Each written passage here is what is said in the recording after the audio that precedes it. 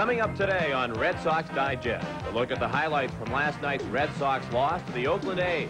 The A's played long ball against Bruce Hurst. And we'll take a look at the highlights from the rest of last night's Major League Baseball action, including the Yankees' victory over the Texas Rangers in New York.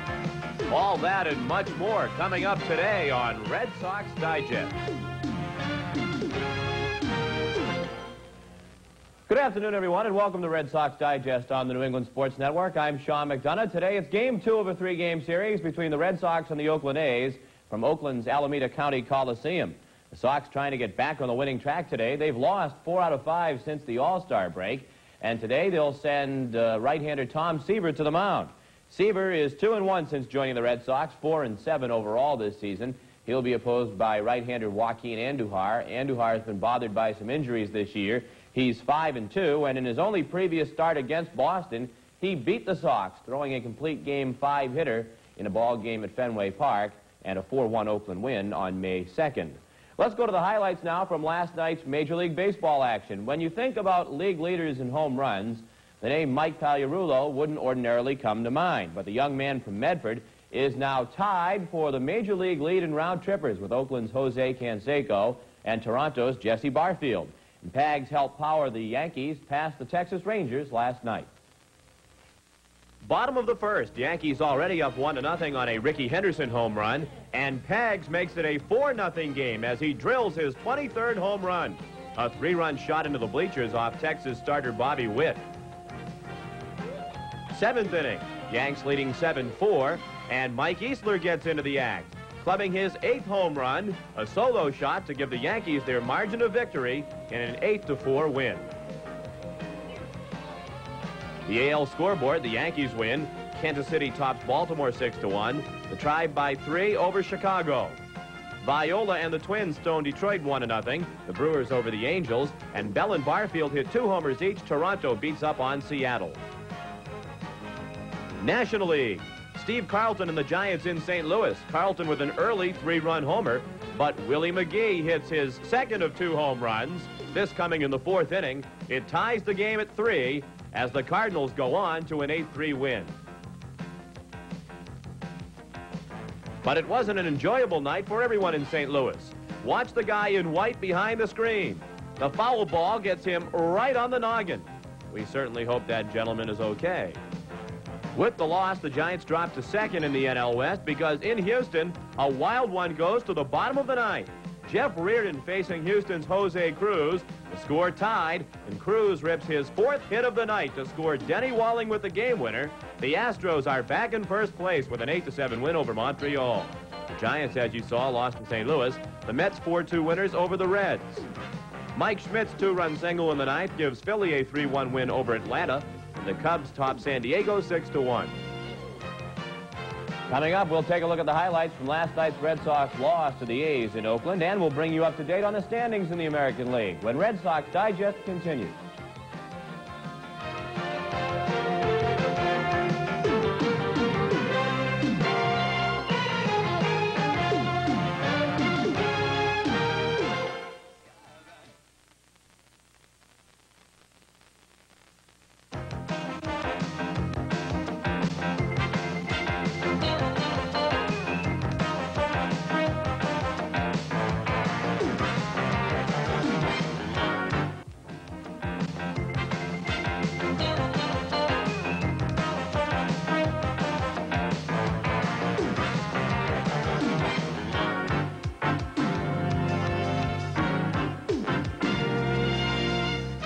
Welcome back to Red Sox Digest this afternoon from Oakland Alameda County Coliseum. It's Game 2 of a 3-game series between the Red Sox and the Oakland A's. It will be Tom Seaver on the mound against Joaquin Andujar.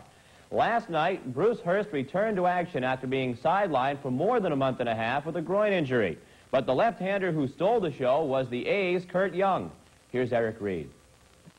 After dropping 3 of 4 in Seattle, the Sox hobbled into Oakland for the start of a 3-game set with the last-place A's of the AL West. And after 7 weeks of inactivity, Bruce Hurst was back for Boston, and he started well, fanning Jose Canseco to finish a 1-2-3 first inning. But trouble ahead for the left-hander in the second, one out, and Carney Lansford will crank one to the gap in left center. Back goes Romine, who makes the grab. He'll hold it for 2 strides, then cough it up upon hitting the wall. So Lansford on with a standing triple, setting up Dusty Baker in a play at home plate. Baker to third. They're coming home. Throws it away. 1-0 on the Sullivan era, and it stayed that way until Dave Kingman came to bat in the fourth. Uh-oh. Hard to left field. Will this one hook? Home run, Kingman. 2-zip A's, and after a couple of walks, Hurst got stung by Dwayne Murphy's RBI single to right. Lansford would score to make it 3-0 Oakland. And the A's got run number 4 when second baseman Tony Phillips led off the 5th inning against Hurst. There's a drive deep to left field. If it stays fair, it could be trouble. It is. Home run, Tony Phillips. 4-0 Oakland. All the while, lefty Kurt Young was doing a marvelous job on Boston. He held the Sox off the board on just 2 hits through 8 innings, and he had some help from his Oakland teammates. Witness the Dwight Evans ground ball and the artwork turned in at short by Oakland's Alfredo Griffin.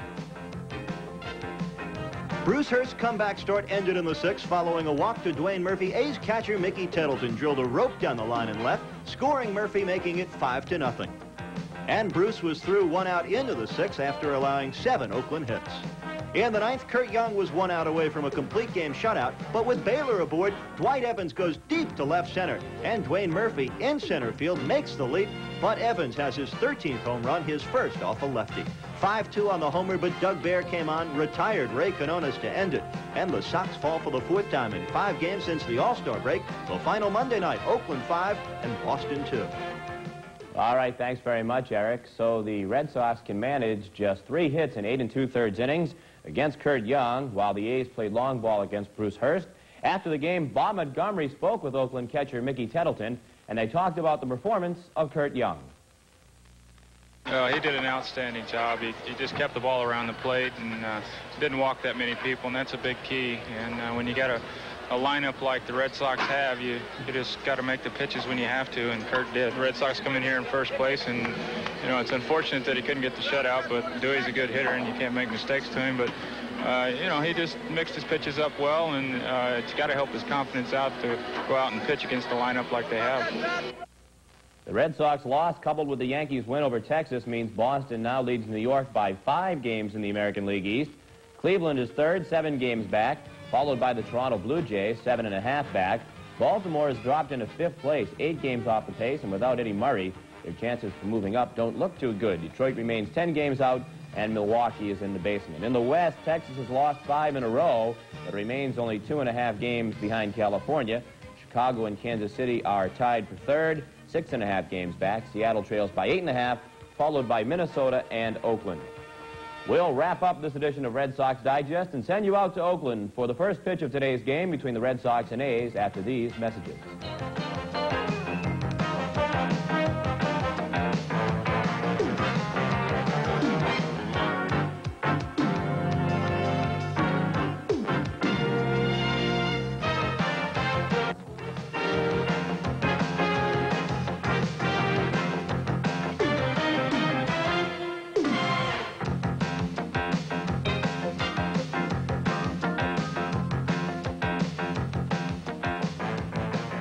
And finally this afternoon, Kansas City Royals manager Dick Hauser is undergoing surgery today for the removal of a brain tumor at St. Luke's Hospital in Kansas City. Hauser is without question one of the finest gentlemen in baseball today, and the thoughts and prayers of all of us here at Nesson are certainly with him today.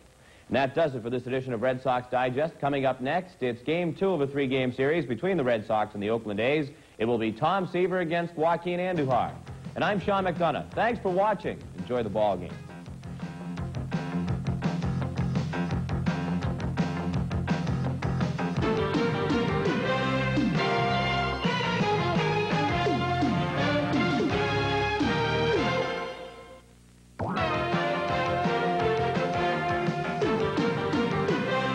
This is Nesson, your New England Sports Network.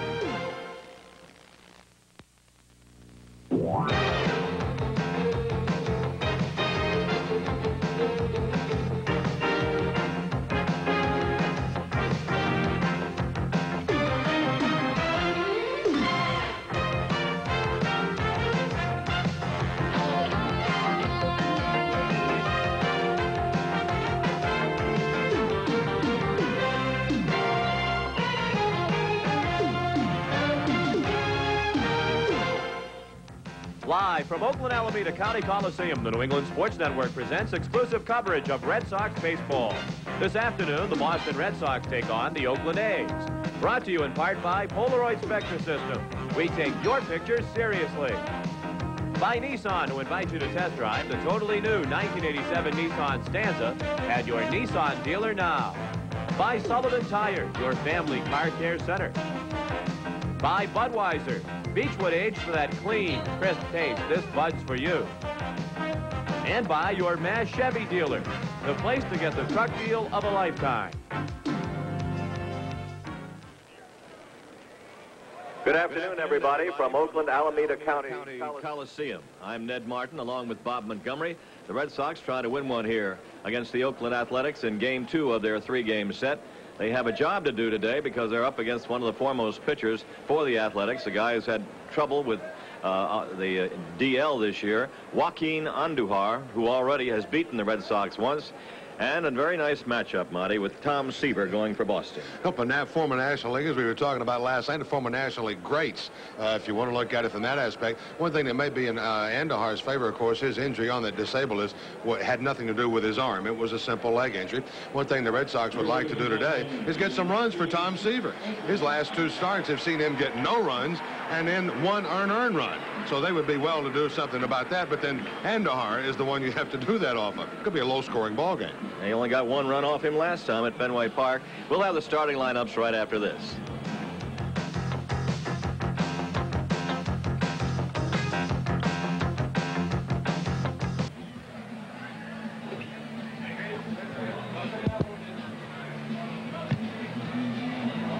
That's what we do as first start.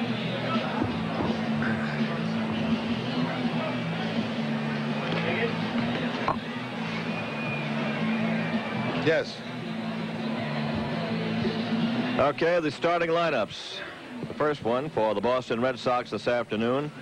A few changes here and there because of a right-handed pitcher going instead of last night's left-hander. Marty Barrett will be at second base. Wade Boggs at third. Bill Buckner, the hitter. Don Baylor in left field.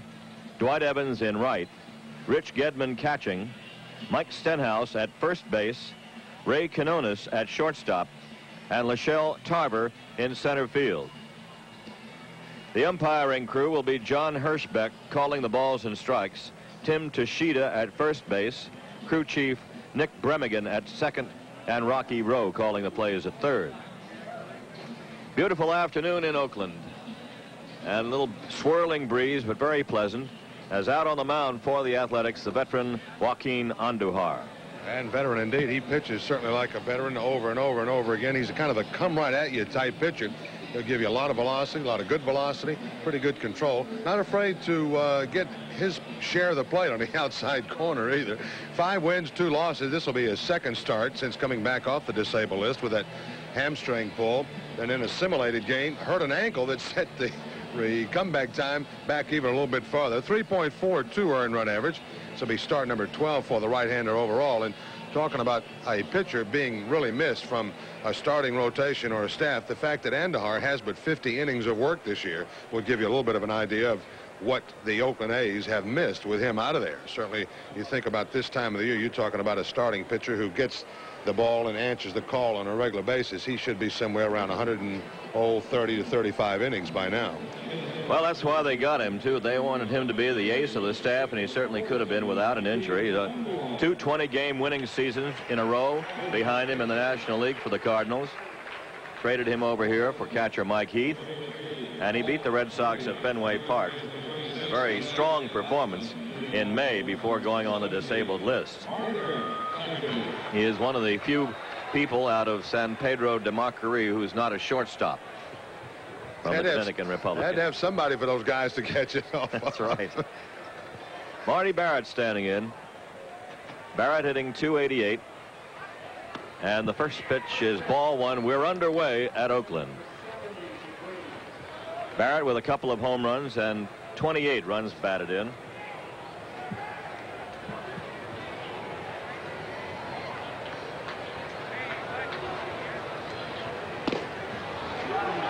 Joaquin is high for a ball. The count is 2-0. Andujar, 33 years old. 6 feet 190 pounds. Tim Conroy, of course, another pitcher, went over along with Heath to the Cardinals in that winter deal. There's a strike snapped across the outside corner. Last year with St. Louis, Andujar won 21, lost 12. The year before, he was 20 and 14.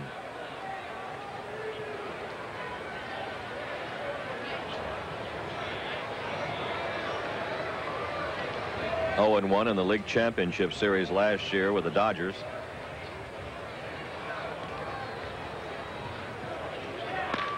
Right side and right to Bruce Bhakti, the first baseman. Barrett is out. There's one away. Bhakti at first base, Phillips at second, Griffin at short, and Lansford at third in the infield for the A's. Jerry Willard catching today. Canseco, Murphy, and Mike Davis left to right in the outfield. Wade Boggs, 361 average. Boggs went 0 for 3 last night and was called out on strikes his last time up in the 9th inning against Kurt Young. Strike one. Boggs has 5 home runs, 44 batted in.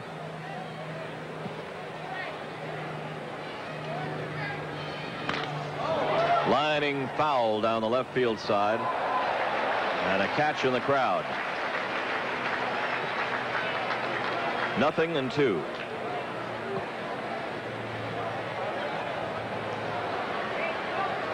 Boggs still leading the major leagues in average and on base percentage.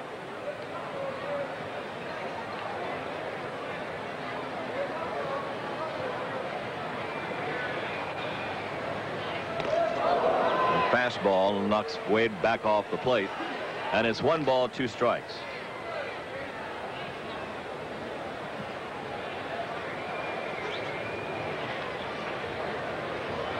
Last start for Andujar, a win over Milwaukee, 6-1. His first is coming off the list. Little chopper, and Joaquin will field it. Holy mackerel.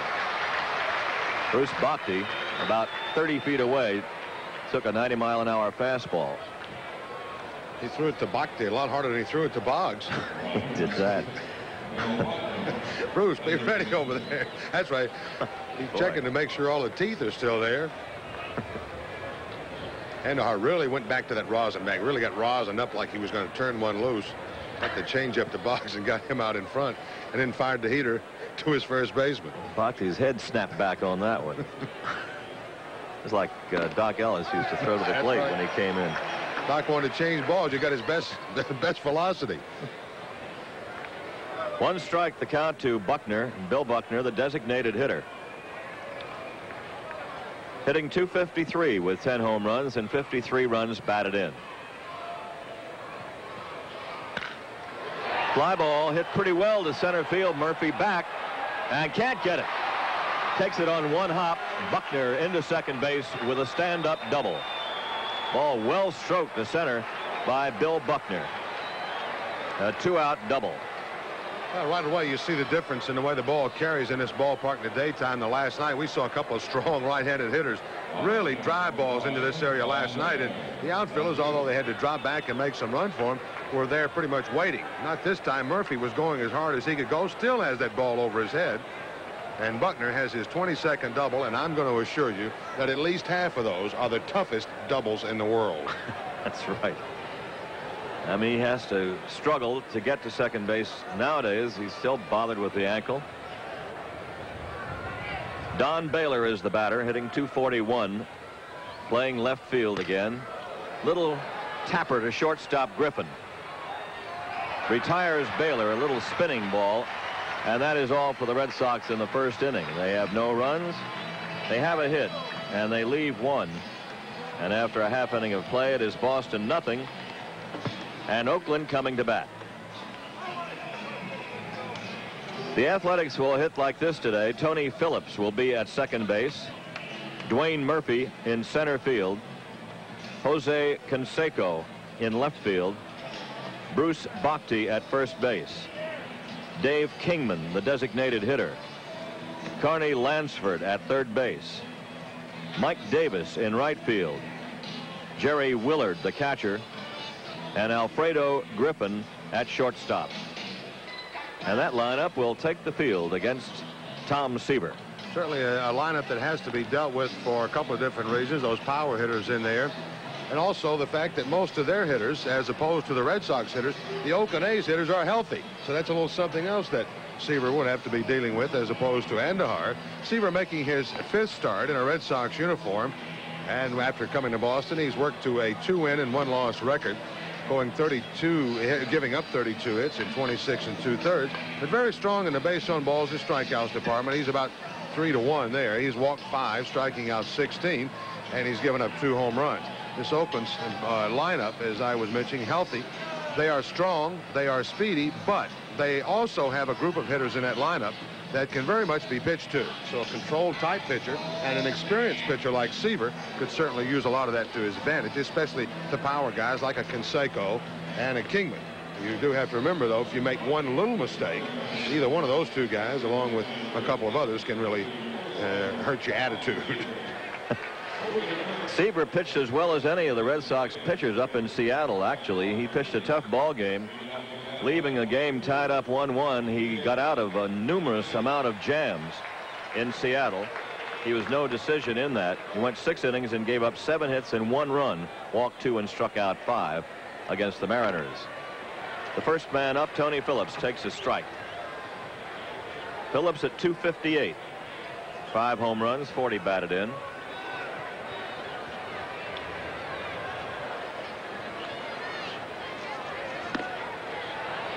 And a 1-ball, 1-strike count to the switch-hitting second baseman.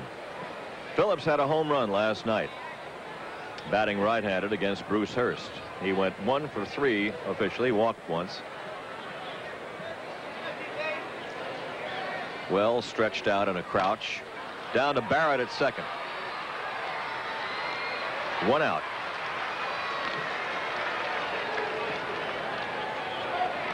So Phillips is gone and Murphy comes in. Dwayne Murphy batted in the number 7 spot last night against the left-handed Hurst starting. He's up in the number 2 position and hitting .256. 3 home runs, 18 batted in. And Murphy had a hit last night to drive in a run. 1 for 3 for him.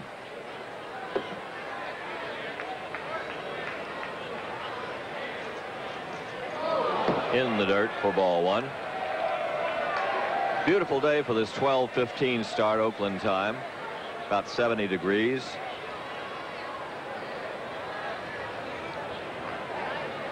They've been working on this couple of day games here and there at this time during this year. They have a promotion tomorrow. I don't believe there's any today. Do you think so? I don't know that. I know they're working on some of these games, as you said. They try to do. I was talking to Mickey Mirabito, the public relations man here for the Oakland A's. They do not have a big advanced sale here because of the size of the ballpark, which is a little bit understandable. Come to this ballpark and buy a ticket anytime you want to. So they try to help some of the, especially in the summertime, middle of the summer when the kids are out of school, they help promote some of that daytime baseball. Foul on the 3-1 pitch. It's now 3-2 to Murphy. Well, I kind of like it, as a matter of fact. Well, as we witnessed last night, it was quite cool in this ballpark, and it is on a number of occasions, even though we're in July. So it gives the Oakland A's fans a chance to come to the ballpark when it's going to be a beautiful day, which they have a lot of here anyway. Almost a perfect day. 3-2 from Seaver to Murphy, and ball 4.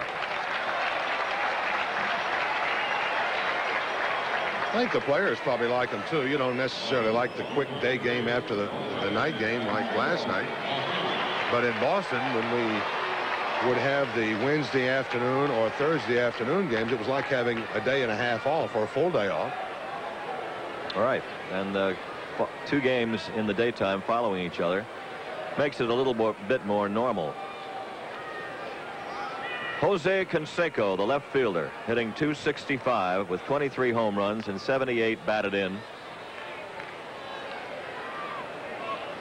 Seaver checking over there with Dwayne Murphy. Red Sox held Canseco to 0 for 4 last night. struck him out twice.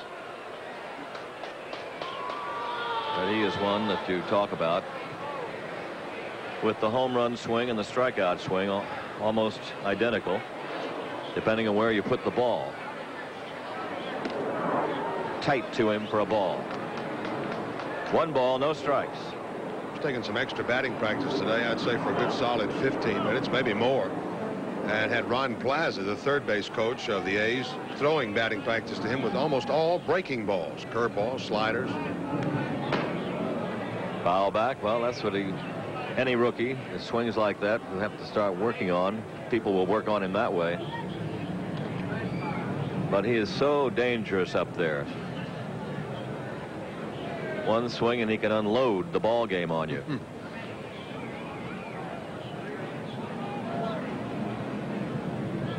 11 hits in his last 40 at bats, but of those 11 hits, 5 have been home runs against Boston.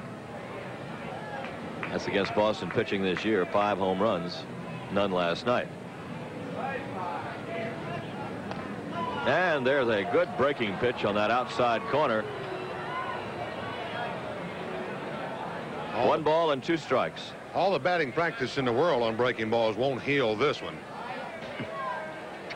That is just perfectly thrown. 1 ball, 2 strikes.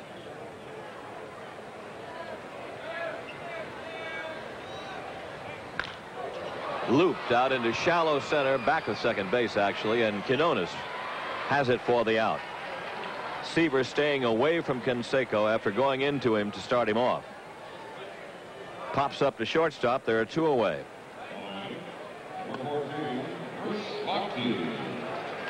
Now Bruce Bhakti, the first baseman, is up. Bruce hitting .262 with 5 home runs and 24 batted in. Did not play last night with Hurst starting. Bruce Hurst felt pretty good today. Said he really didn't feel that he had he was very short on his fastball. He thought he knew he'd be a little short, but he didn't feel that he'd be that short. And of course the breaking stuff will come too, but I think he was encouraged. Well, simply because that leg didn't bother him, if anything else. And if he is not that sore today, then that's a good sign. He was about 3 miles an hour under normal for him. He'll be around 86 to 87, sometimes a little quicker than that. Last night he was about 82 and 83, but then of course minus that curveball. Yeah. Into the hole in left field for a base hit for Bhakti. Ball bobbled a bit by Baylor, but no advance.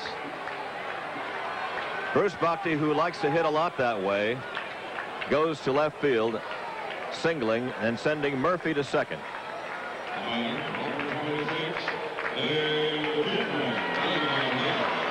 Dave Kingman will be up.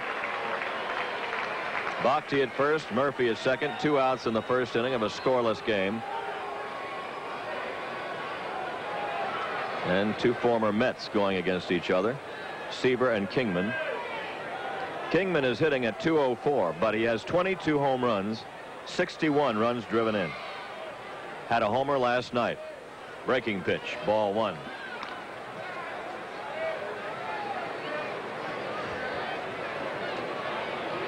Jesse Barfield and Canseco are tied for the lead, along with Mike Pagliarulo of New York, for home runs in the American League with 23. Kingman has 22, tied with George Bell of Toronto for the second spot. 1 ball, 1 strike. Kent Herbeck of Minnesota, 21. So does Lance Parrish of Detroit, have 21.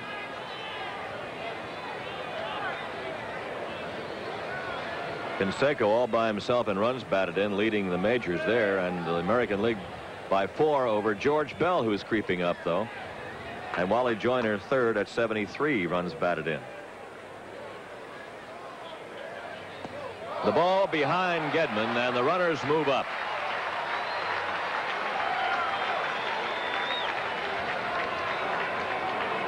Murphy goes to third and Bhakti to second.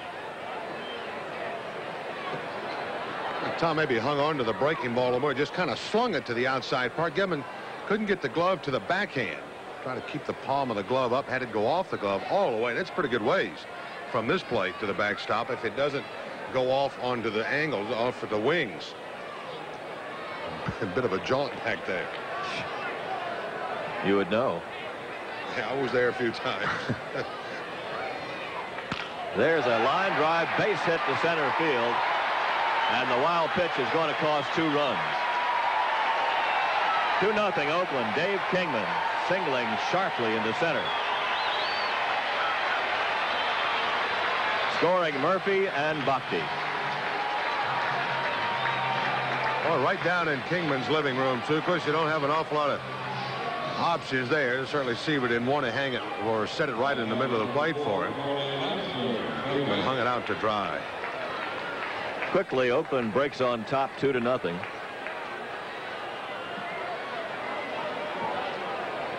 And that's what the Red Sox didn't want to see happen. They got a 1-0 lead last night in the second inning. Runner going down the second base. The throw goes into center field. Kingman picks himself up and trots to third. Dave Kingman doesn't do that often. Gets a stolen base. There'll be an error on the throw by Gedman. Well, Kingman's trying to become an all-around player here in the latter part of his career. Tried to bunt his way on last night. Was thrown out on a good play. And on that one, he just took off. Nobody paid any attention to him. And he'll get up and hustle it on to third. Stolen base for him. That's his second stolen base of the year. Not unique. Here's Carney Lansford taking ball 1. Kingman at third, 2 outs, 2 runs in. Stolen base for Kingman. Error on Gedman on the throw.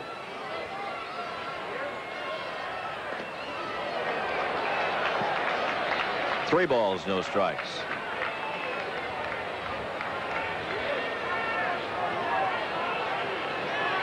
Red Sox had 1 error last night. But as noted, they have been making a lot more than their share the last couple of weeks before and after the break. There's a strike to Lansford.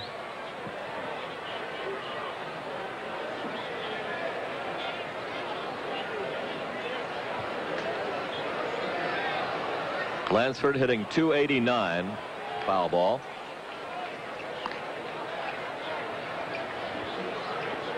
Seven home runs and 34 runs driven in for Carney.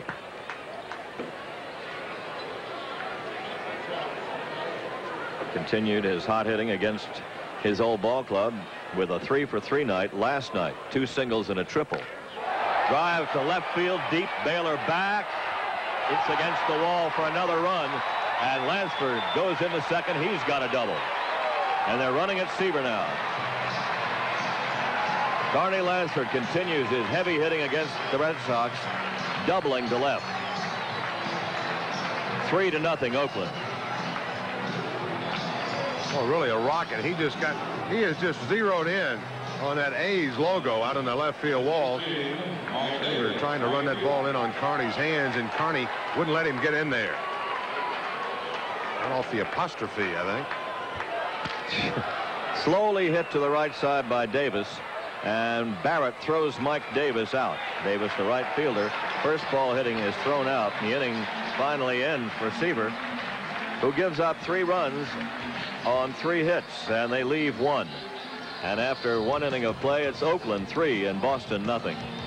Now a message from your Mass Chevy dealers, the place to get the truck deal of a lifetime.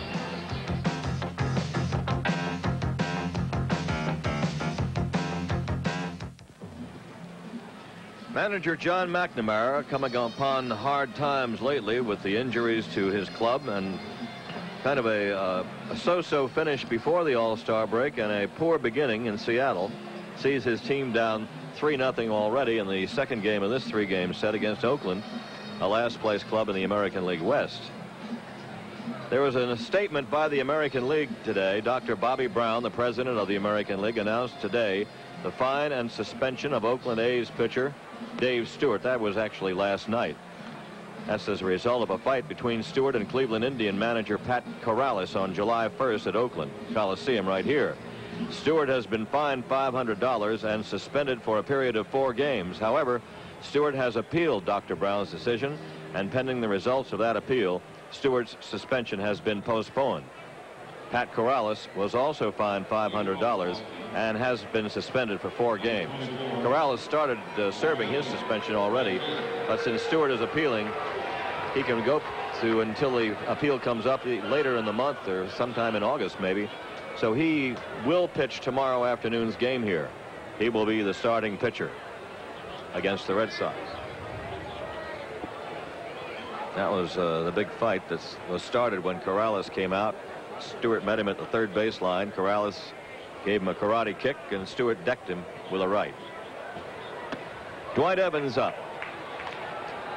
His homer averted a shutout last night, his 13th home run of the year. He's hitting .263 with 63 runs batted in.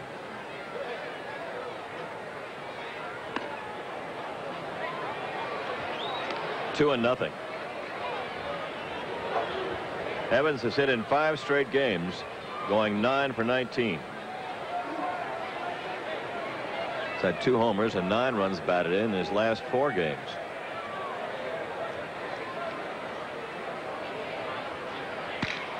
Cracks it towards short.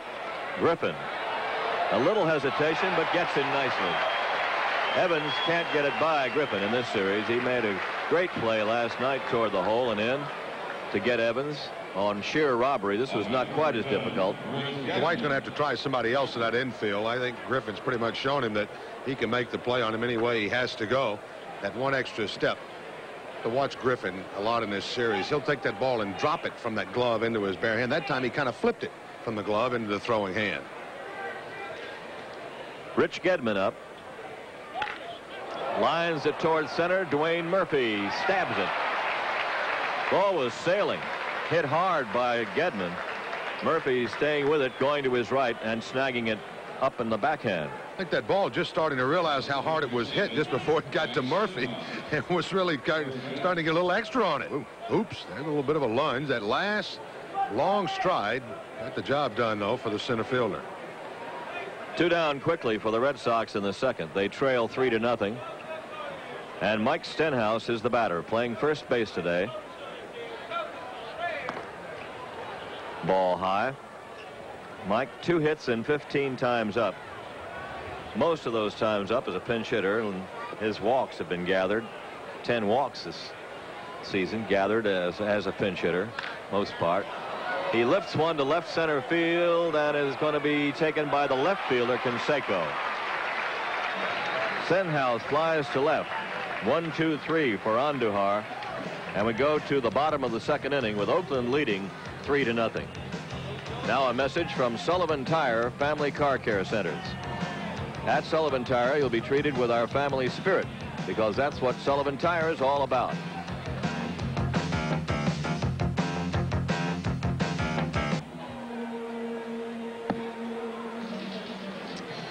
In the top, or the bottom of inning number 2, Oakland leading 3-0. It'll be Jerry Willard leading off.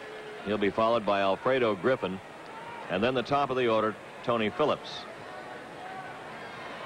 Willard hitting .281.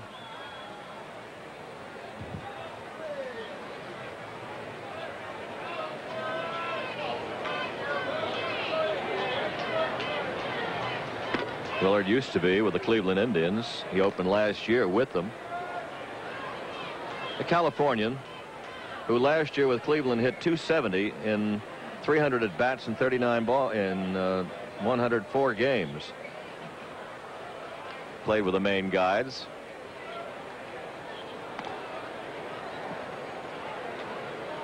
Willard hitting .281.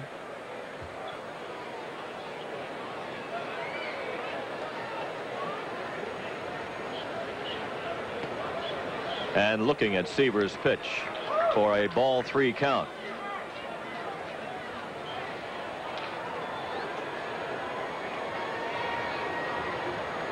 Willard began his career in the Philadelphia Phillies organization, signed first with them. There's a strike to him, 3-1. Got his first 2 major league homers in the same game at Fenway Park back in '82. when he was playing with Cleveland. And he walks. Willard draws a walk to open things in the second for Oakland. The second walk given up by Seaver.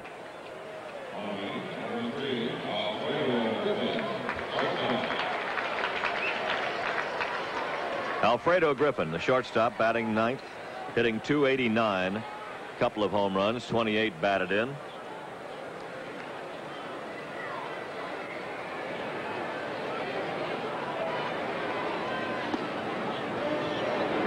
And Alfredo is lithe and wiry, but he's played in 268 straight games, counting this one.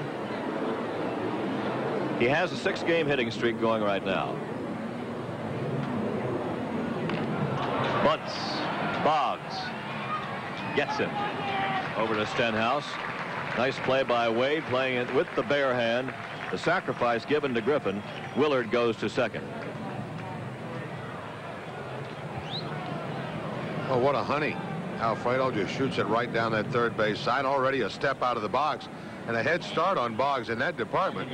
But a good play by Wade, bare hand and all. Actually, Alfredo couldn't lose with that effort, could he? Not hardly. Base hit or no at bat. Runner at second base with one out, and the top of the order coming up, Tony Phillips. Lines it toward right, but here comes Evans, and Dwight with a shoulder-high catch. Making it out number 2. Willard holding at second.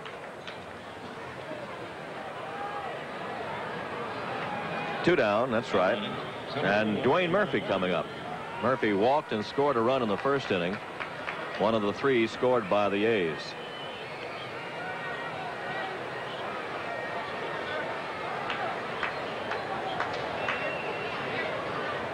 All 3 of the runs were earned in that inning, despite a throwing error by Gedman. It was just a base advancing error, and the ensuing double by Lansford would have scored Kingman from second anyway.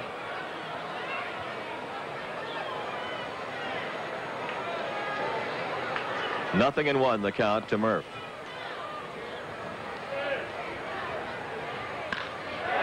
High toward right field, deep, and Evans back. At the track, makes the catch for the final out. No runs and 1 left. After 2 innings of play here, it's Oakland 3 and Boston nothing.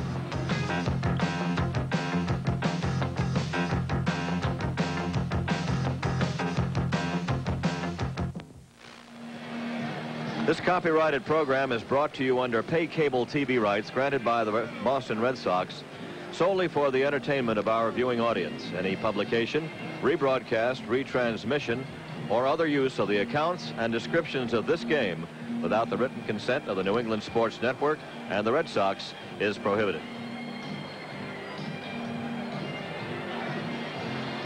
Got the top of the third coming up at the Coliseum with the Red Sox trailing 3-0.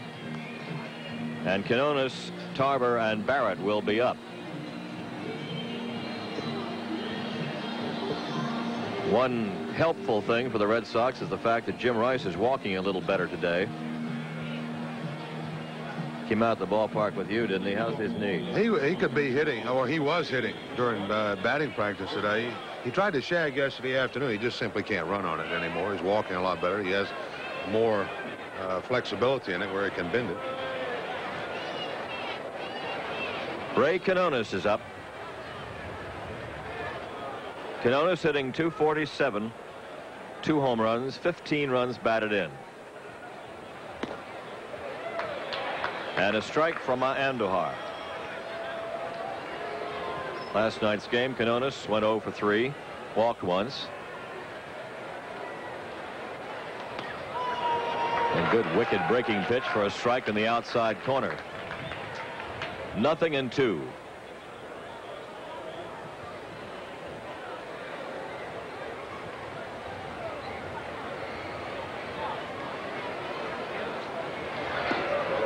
Can sit on that outside corner on Quinones there. 1 ball, 2 strikes.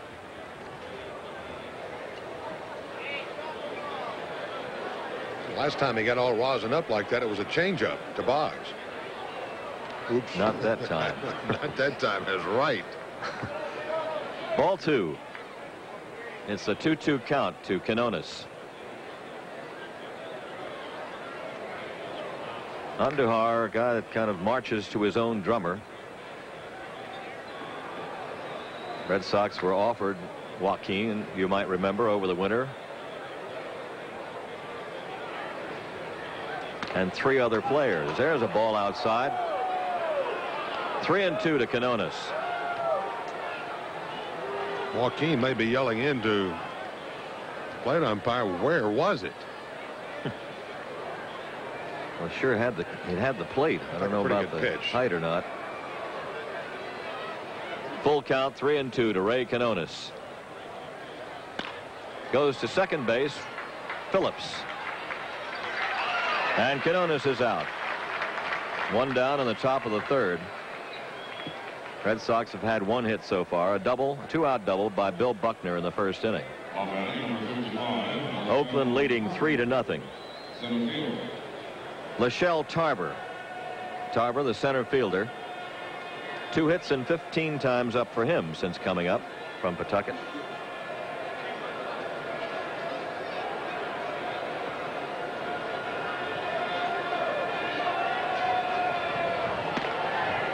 And he takes a fastball high for a ball.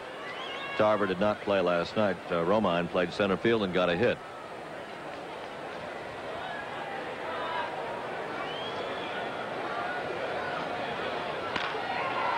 Well, he pulls the ball, and Bakhti has it at first. They played Tarver way over to left field, and left fielder usually sits on the line. They did in Seattle. Canseco was toward the line there. This time, Lachelle got a ball he could handle to the right side, but right at the first baseman.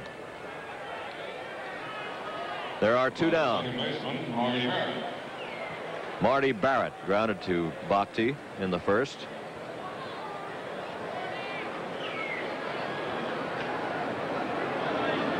Had a single in last night's game, then was cut down trying to steal.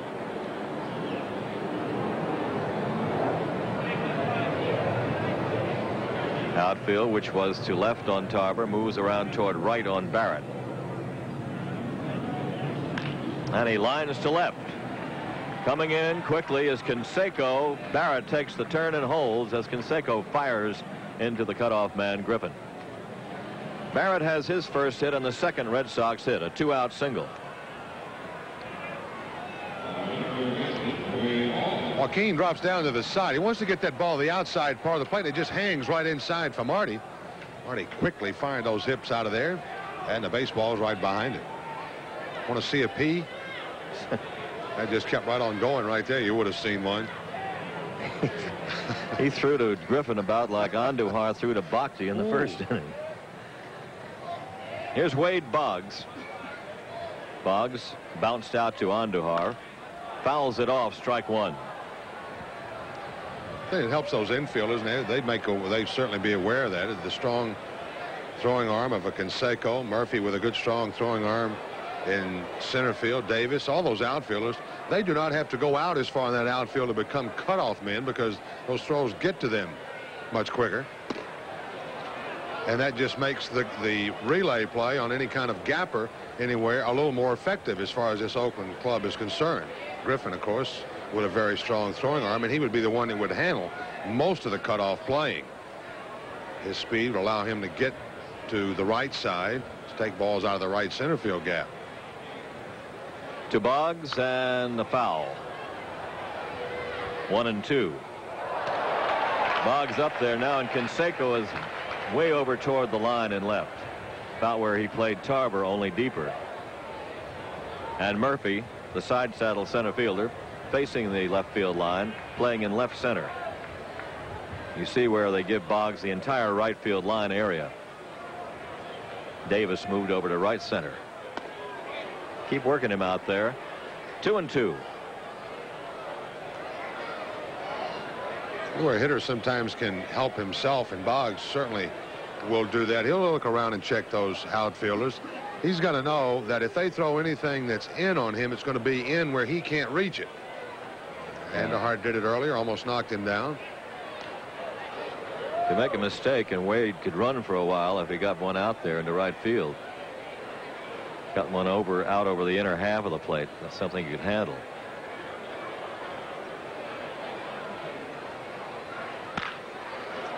Down to second, and Phillips with a momentary bobble throws Boggs out, and that is the end of the inning. No runs, 1 hit and 1 left, and after 2.5 innings, Oakland 3 and Boston nothing. And now a message from your Mass Chevy dealers, the place to get the truck deal of a lifetime.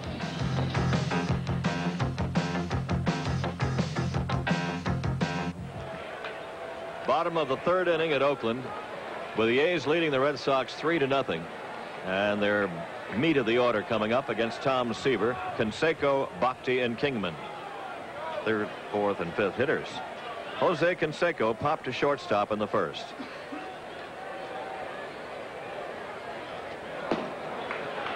He's bluffing the bunt and taking way outside, past everybody. Ball 1.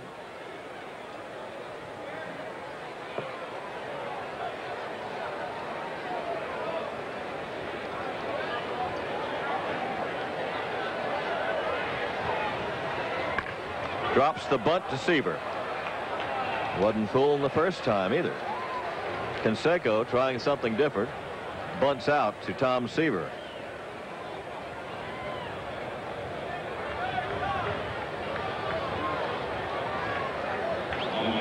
So there's 1 down, and then just as you say, Kingman can do that all afternoon or all night.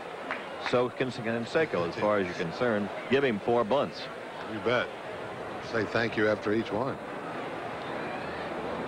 Here's Bhakti taking high for a ball. Bruce singled and scored in the 1st.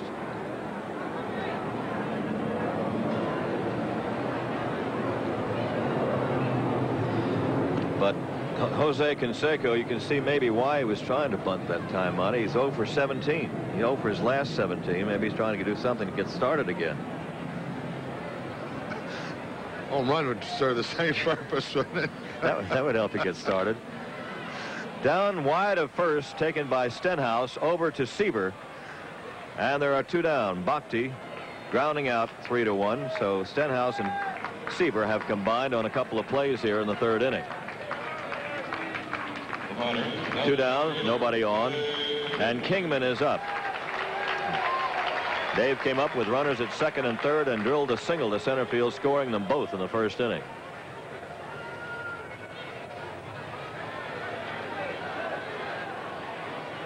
Three infielders on the left side again. He will hit into that shift most of the time. He does this time too to Boggs.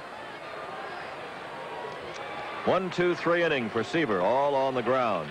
And after 3 innings of play here, Oakland 3, Boston nothing.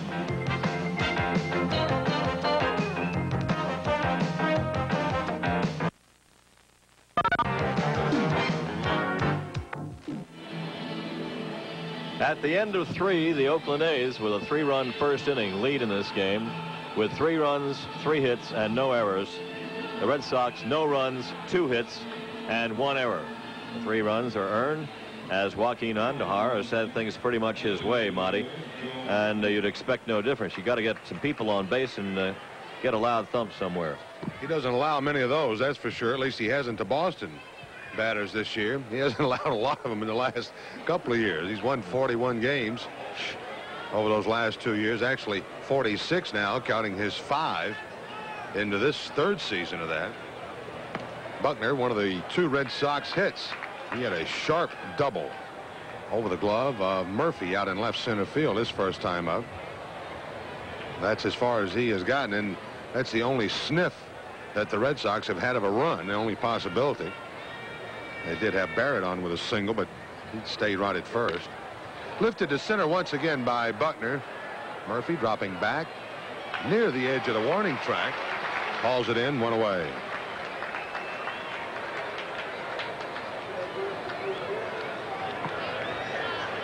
Another interesting note about Andujar in his career in the big leagues, which started back in 1976 with the Astros. This man, in over 1,900 innings, has never given up a grand slam. That's amazing. Isn't that something?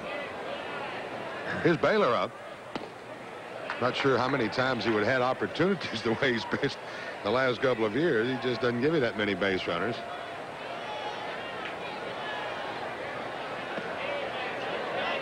Right now, Andujar leader, 3-0 over the Red Sox in the top of the 4th inning. Nobody on, a man down for Don Baylor. Andujar got right on his hands to retire him on a soft roller to actually a soft liner, then a one-hopper to Griffin at short in the 1st.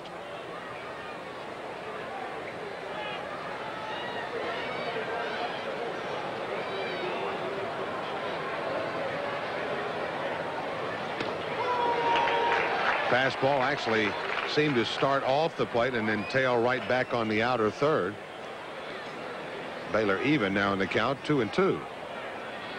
That's the tail on it.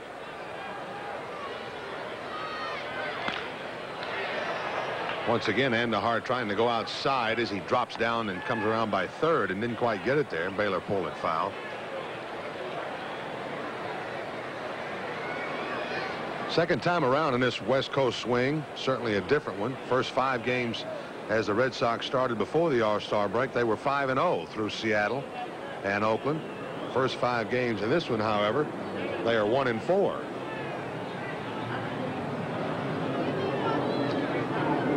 Their lone win, the Roger Clemens start in Seattle. That pitch just misses outside, and it's a full count to Baylor. Red Sox playing ball clubs that are a lot different, not makeup wise necessarily, although the A's have quite a few of their players back off that injured list. Baylor on a soft line drive to right field have the 3rd Red Sox hit. So the Red Sox have caught the A's in that department, however, still trail 3-0. Don't often see Don Baylor going to right field. He did on this one, though. Kind of almost an inside-out swing for him. Plops it out there, and for the first time in the game, the Red Sox have a hit with less than 2 out. Seems to be deliberate at that swing. He looked like he had an idea. He wanted to go that way, and it's just the way he went. So Donnie will stand at first for Dwight Evans. 1 down. Evans out on a roller to Alfredo Griffin. Dewey hit his 13th homer last night here to deep left center field. Just past the 375 mark. Quick throw by Andujar there. Baylor just back safely.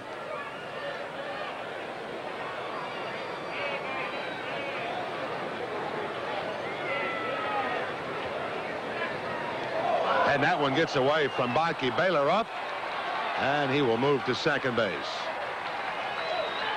So the Red Sox have their 2nd man back there now.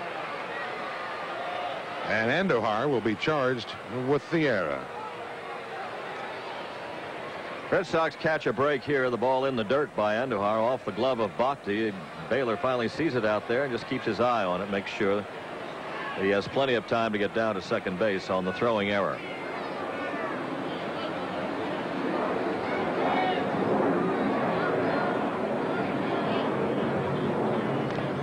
Strike poured over by Andujar.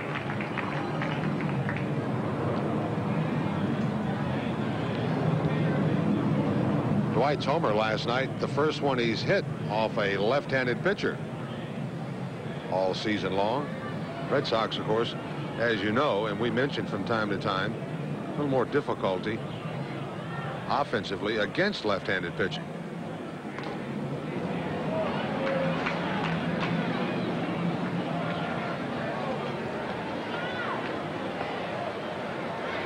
Left-handers have beaten Red Sox 13 times this year. Red Sox have won 12 against left-handers. Of course, that's a combination of starters and relievers in both wins and losses. There's the breaking ball. It gets that outside corner, and it's 1-2. Andujar, for the most part today, is doing something that's a little hard for any hitter, right-handed or left-handed, to adjust to. He's making that ball move different directions. He has it going in on the right-hander with the running fastball, not so much of a sinker.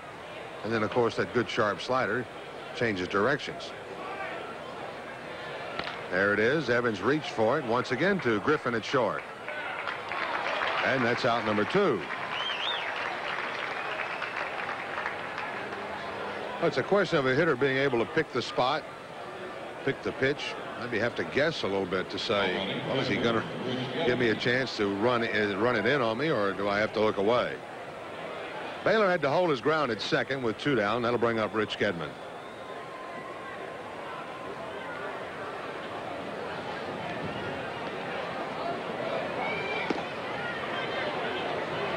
Red Sox playing a couple of hot clubs, too. The Mariners had won 5 in a row in the Dome when they had come in, when the Red Sox had gone in there.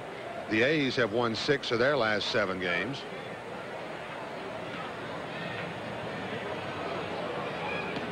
They won 6 of their last 7, and they've done a good job under Tony La Russa, and they're already writing into the paper asking for Billy Martin to come back. The fans here. Tony La Russa. He played to a 7-5 mark under La Russa since he's taken over. Gedman again, this time deep to center field.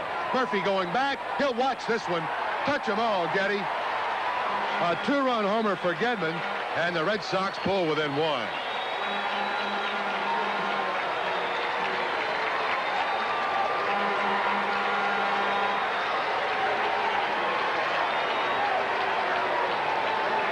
Ooh. As deep as you can get in this ballpark, well over 400 feet for Gedman's 6th homer of the year. It's 3-2 Oakland.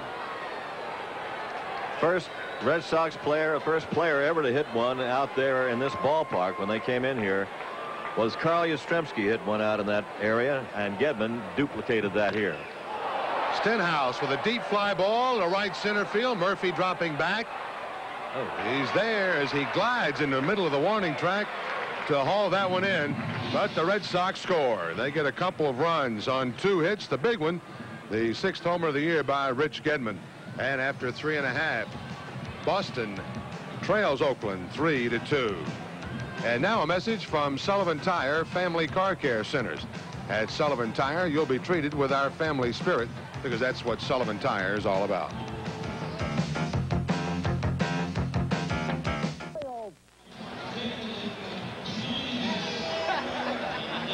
Rich Gedman gets 2 back for his battery mate very quickly on this pitch. The ball tails right out over the heart of the plate, and Gedman's swing sends it well over 400 feet away. Murphy knew it. Time he got there, no chance at it.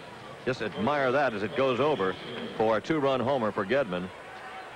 Flying away into that runway out there. 3-2. Pretty good shot by Gedman. That ball not only over the 400-foot mark, it was 400 plus over that mark. Oh, Gedman has his teammates right back in it. Seaver to work to Lansford here, leading off the A's 4th inning. Lansford an RBI double in the Oakland first. Oakland's 3 runs all coming in inning number 1.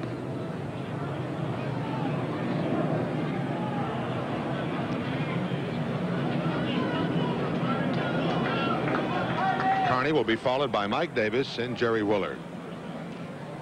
Seaver off the mark outside. 2-1.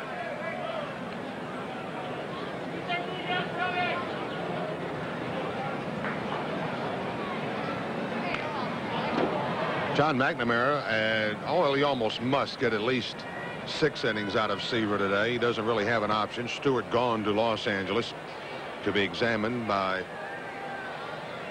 Dr. Yoakum, affiliated with Dr. Job around that Los Angeles Dodger team for so many years. Grounder to Boggs left. Lansford is out, 1 away. Calvin Schiraldi has worked 2+ innings 2 days in a row. Last day in Seattle, last night. So he's pretty much down, and Stanley you wouldn't use much before the 7th inning anyway, unless it became an absolute emergency. Lawler got up last night but didn't come in to pitch to the other one early. On the other side of the coin, the A's carry 5 pitchers. Will make that 6. And they're all pretty healthy. They've had to do that because of unhealthy pitchers throughout the course of this year.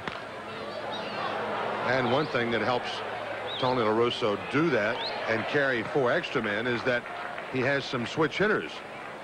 Donnie Hill, who was active last night in the infield, sits on that bench to work either left-handed or right-handed as a pinch hitter. So does Mickey Tettleton, last night's starting catcher. Breaking ball in the back door to Mike Davis, and it's a ball and 2-strike count. Plus Donnie Hill can play a number of positions in that infield, so that alleviates another man. That's, as we've talked about so many times, a requirement now with the one less player on your rosters. 24 instead of 25. At 23rd and 24th man has to be somewhat versatile. A little smoke there from Tom, but doesn't find the strike zone, and we're even at 2-2.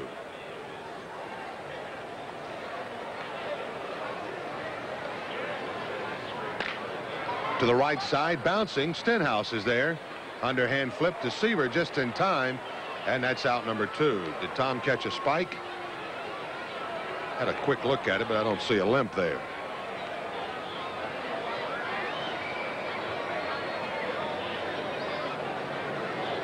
Stenhouse flipping the toss to Seaver, and they get it just by a half step.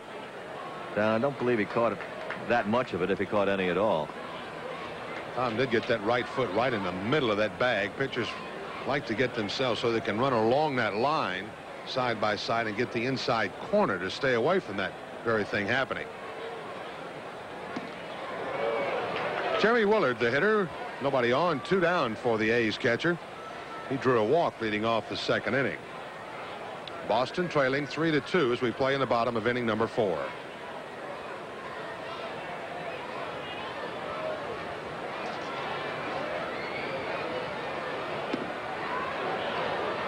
Other than the Chicago Cubs, who just got underway at Wrigley, the only 2 ball games going on in the country right now. Everything, both American and National League, slated for night action. San Diego did not score in the top of the 1st inning at Wrigley.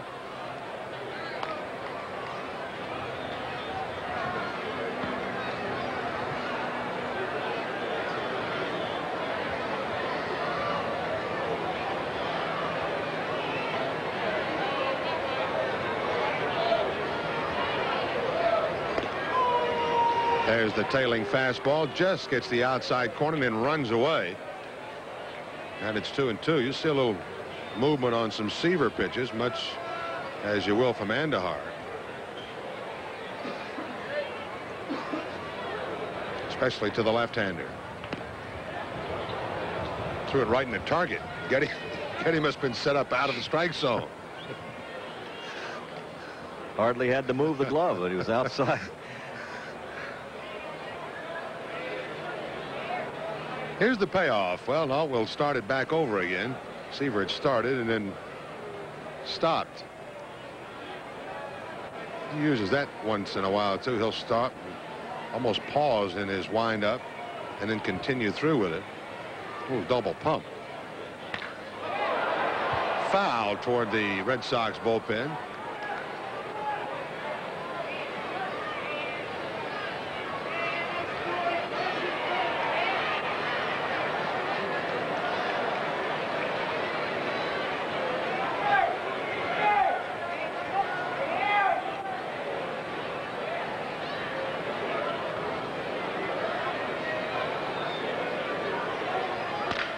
To the right side, Marty Barrett.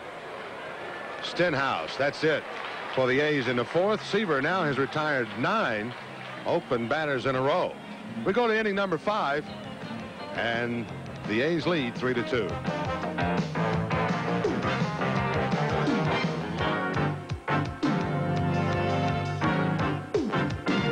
Time I think about that cruise and I think about that softball game, I have to wonder how you can play a softball game on a cruise liner. Kind of reminds me of the statement made by Bill Lee a couple of years ago when the California Angels had the types of hitters like a Jerry Remy, a Mickey Rivers. He made the statement. At that time, that team being managed by Dick Williams said they could take batting practice in the lobby of the Boston Sheraton. They didn't need to tear up the ballpark. So maybe that softball game can be made in time. Let's go to the 5th inning. That angered Mr. Williams a little bit. Just a bit. He heard that. Well, as some hitters. And Lee proved himself right in that series, as I recall. There's a strike to Canonis.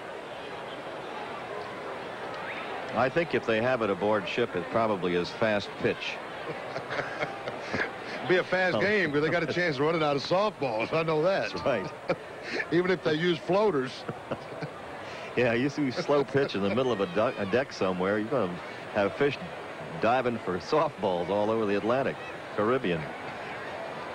Griffin, medium deep at shortstop. He comes charging for this one, but gives way to the second baseman, Phillips. And Canonis is out.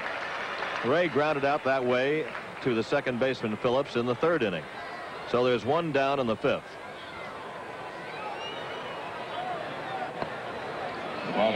Lachelle Tarver is the batter. Tarver grounded to Bakhti, the first baseman, in the third inning. Red Sox are trailing 3-2. Big two-run homer by Rich Gedman got them back into the game after Oakland had scored 3 off Seaver in the first inning.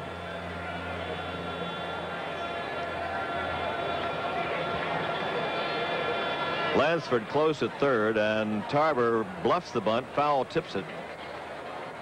1 strike. In that San Diego-Chicago game at Wrigley, McCullers pitching for the Padres and Lynch going for the Cubs.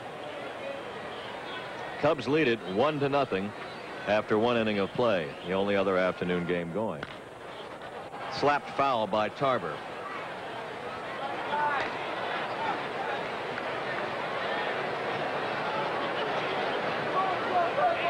Lachelle Tarver. A lot of friends and family in this area. He lives about an hour and a half from here originally.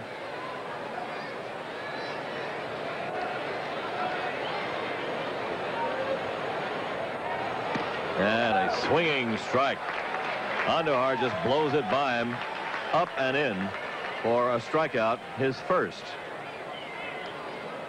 To the left-handed batter, dropping down and firing that ball. It didn't really tail back in. It just burrowed in on Lachelle, and he was tied up by it. Had nothing to do but swing and hope he made some sort of foul contact, which he did not. Strikeout number 1 for Andujar. 2 down in the Red Sox 5th inning. Marty Barrett is up. Barrett 1 for 2. Barrett grounded out his first time, and he singled to left field in the third. Strike 1 to him.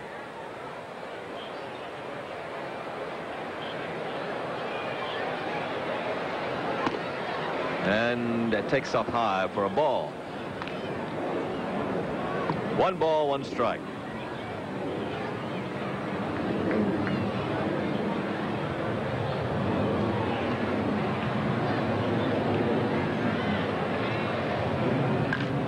Lifts it high to the right side, and Tony Phillips calling gives way now to Davis. Mike Davis, the right fielder, with a catch in very shallow right, just off the skin part of the infield, actually. 1-2-3 inning for Andujar. We go to the bottom of the 5th inning. Oakland leading 3-2.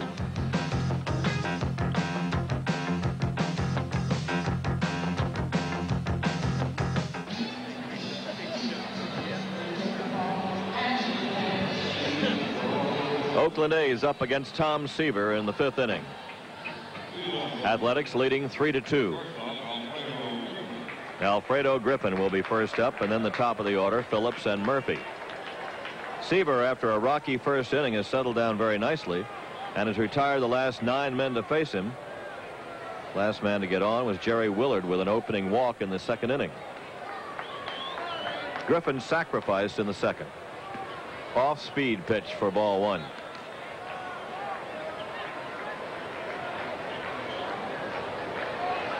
Griffin from the left side against the Seaver.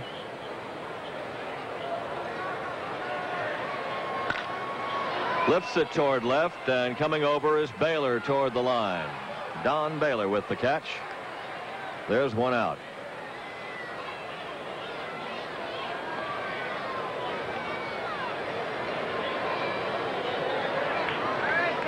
Baylor getting back to getting used to left field after having not played the outfield for a whole full season. Last year he didn't play it in the outfield at all for the Yankees.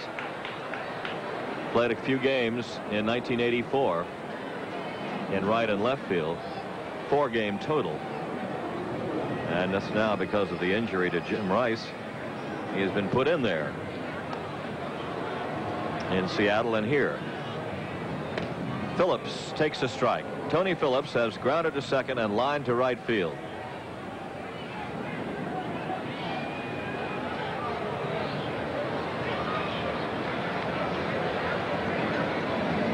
There is a good slow curveball for Seaver. Good changeup curve. Right on that inner edge. Something you can't do anything about it. Just say, well, I hope it's a ball. But it wasn't. Dropped over right on that inside corner. And the count is 0-2 to Phillips.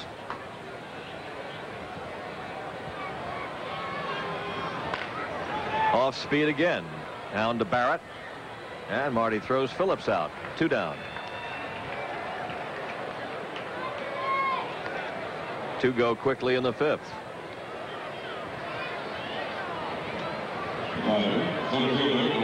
Dwayne Murphy coming in. Walked and scored in the first inning. Fly to right field in the second.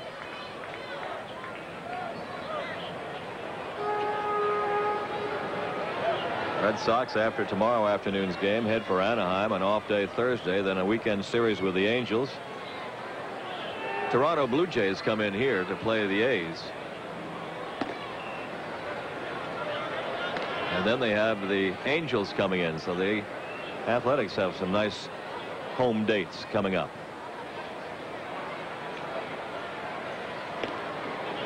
There's the breaking ball by Seaver. Count on Murphy. 1 ball, 1 strike.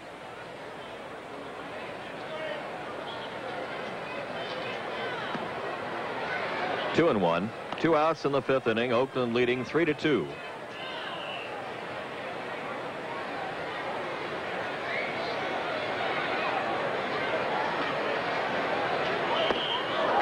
Puts a little bit more on that one for a strike. 2 balls, 2 strikes.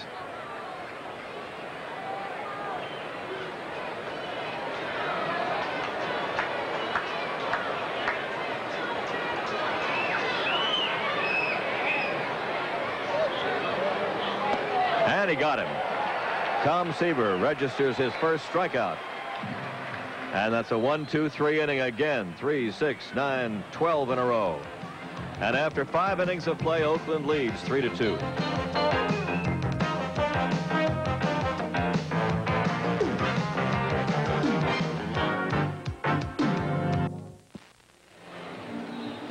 Tomorrow afternoon, the Sox take on these A's right here in Oakland for the finale of this 3-game series. And we'll have all the action for you right here on NESN. Hal Nipper will be on the mound for the Red Sox. He'll be opposed by the Oakland A's Dave Stewart. So you can join Sean McDonough for a complete Major League update on Red Sox Digest, which will be on at 3. And then watch Red Sox baseball right after Red Sox Digest at 3:15. It'll be the Sox and the A's live from Oakland, 3:15 tomorrow afternoon on NESN, where we deliver. In the 6th inning, the Red Sox, trailing by a run, will have Boggs, Buckner, and Baylor up against Andujar. Wade has grounded out twice, once to the pitcher, once to second.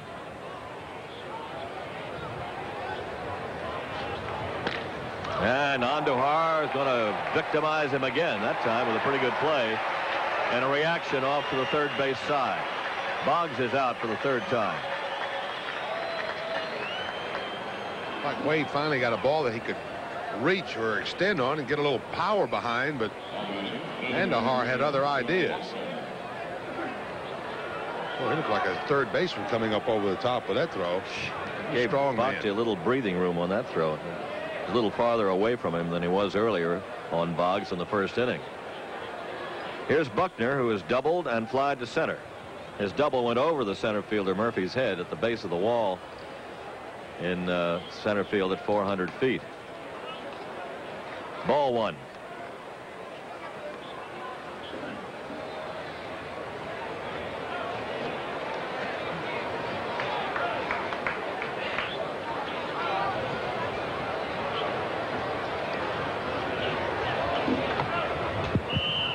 Off speed by Andujar for a strike. 1-1 to Buckner. Oakland leading 3-2. Game dominated right now by two veteran pitchers who go quietly about their business of professional pitching. Buckner goes toward left center this time. Canseco over. Puts it away for the second out. 2 down in the 6th.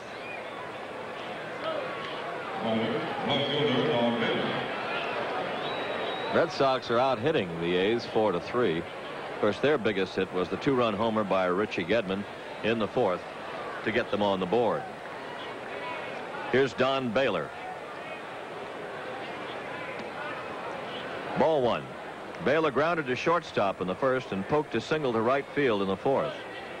He rode home ahead of the Gedman homer.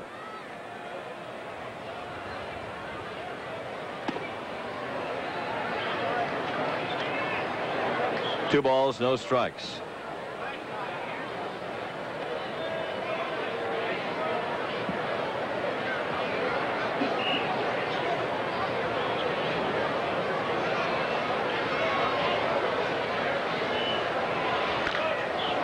Pop up, shortstop way, Griffin. Alfredo Griffin with a catch, a 1-2-3 inning for Andujar, and he's retired 7 in a row since giving up the home run to Gedman. After 5 1/2, Oakland 3, Boston 2.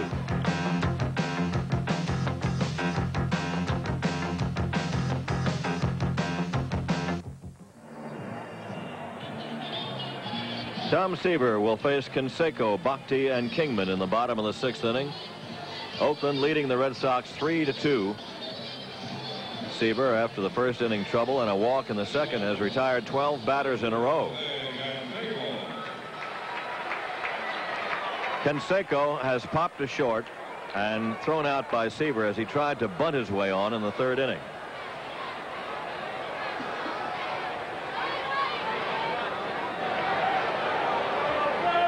No hits in his last 17 times at bat now. Strike on the outside corner.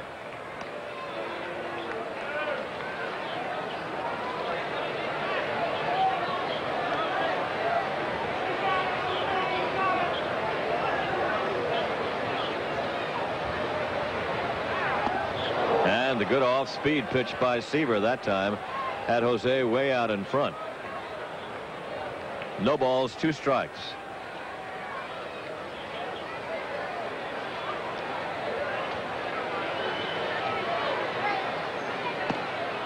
One ball, 2 strikes now.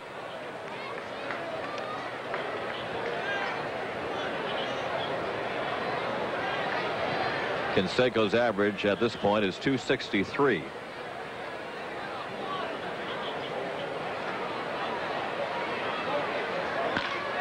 Fly ball, right field, Dwight Evans. And Canseco is 0 for 3. 1 down in the Oakland 6th inning.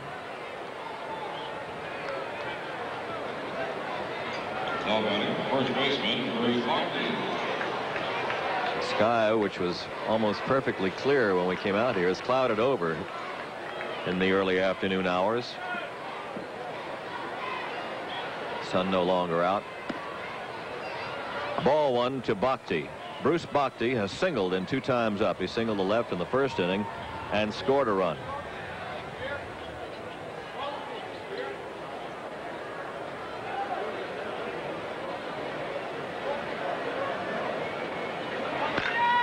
Rips it into right field. Base hit down into the corner.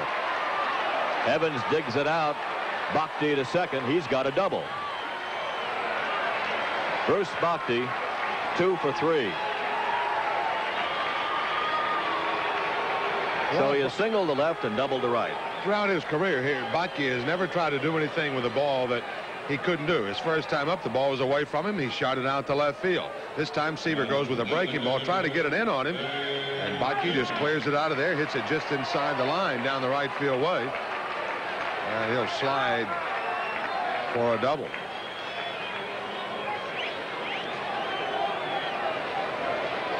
Runner at second base, 1 out. Seaver had retired 13 in a row up till then. Dave Kingman is the batter. Kingman singled home 2 runs in the first inning and later scored. And he grounded to Boggs in the third. Ball 1. Oakland leading 3-2. Seaver trying to keep it that way.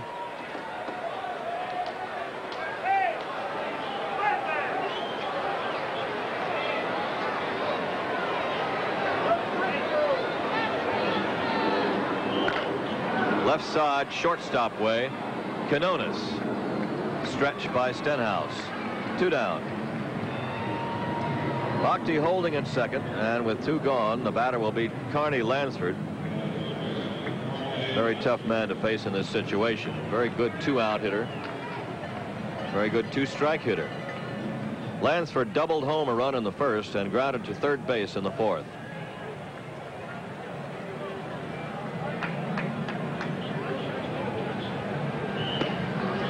Strike 1 from Seaver. Each team has 4 hits now. Even though there's a left-handed hitter on deck and Mike Davis, I would think this would be a time here where Seaver would make Lansford hit his pitch all the way around. If he gets a little behind him, still wouldn't give in to him. It's the third foul. Now it's a different story. The obligation has changed. You have to get him out now.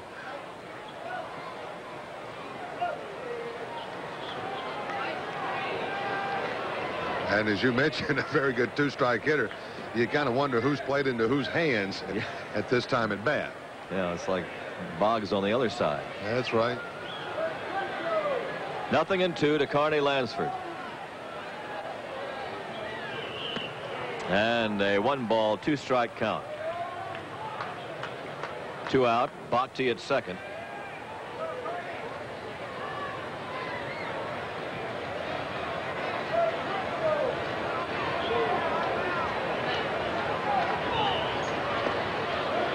Just missing for ball 2. 2-2.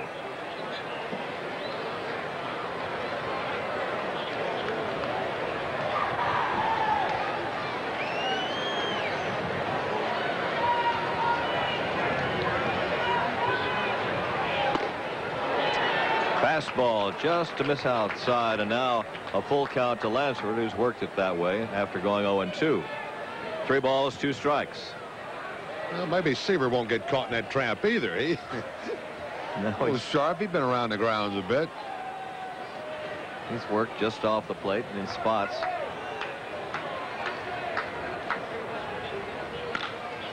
It goes to short, and Canonis dug out again on the backhand by Stenhouse, and that's all for the Oakland half threat in the 6th inning. They leave 1. And after 6 innings of play, Oakland leads 3-2.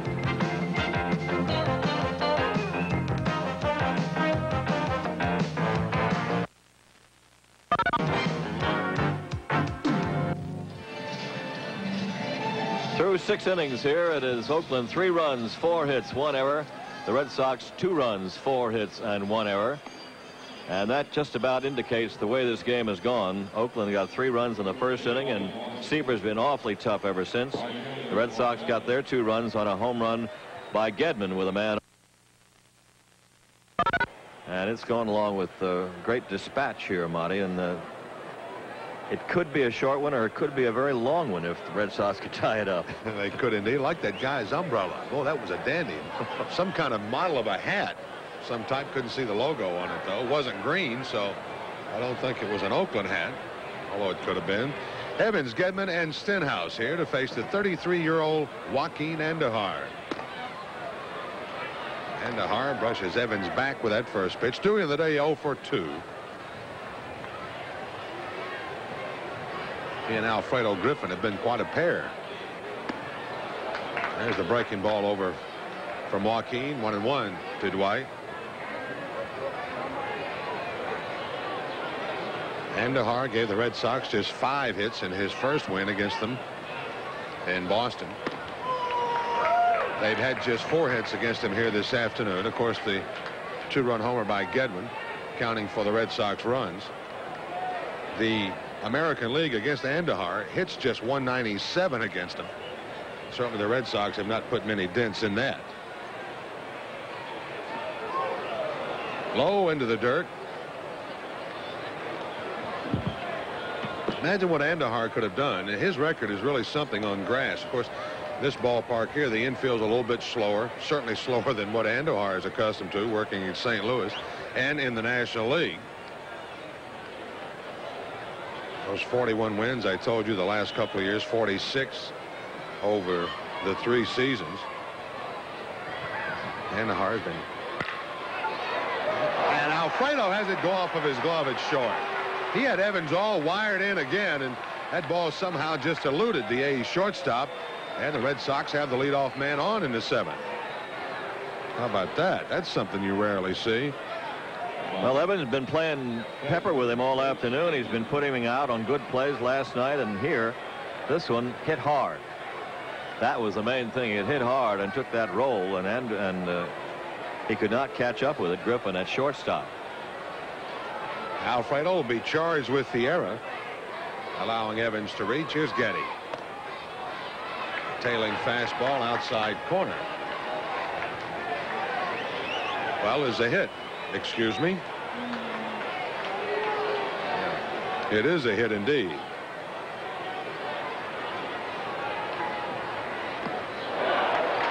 Gedman went for something a little off speed down and in, and he's down in the count. No balls, 2 strikes. So erase the error on Griffin. You credit Evans with a base hit. 5th hit for Boston.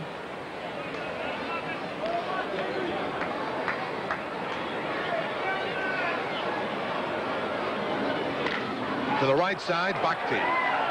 Griffin. And Andahar on the backside. They'll get the double play, and I wonder if Andahar either got spiked or could he have aggravated that hamstring pull. At any rate, it goes 3-6-1 on the double play. Ball hit sharply by Gedman, and that, of course, turned it into the double play easily, as Bhakti was right there on the grass to start the play. Gets it here. Griffin's return throw to Andahar. There, he got the inside of the bag.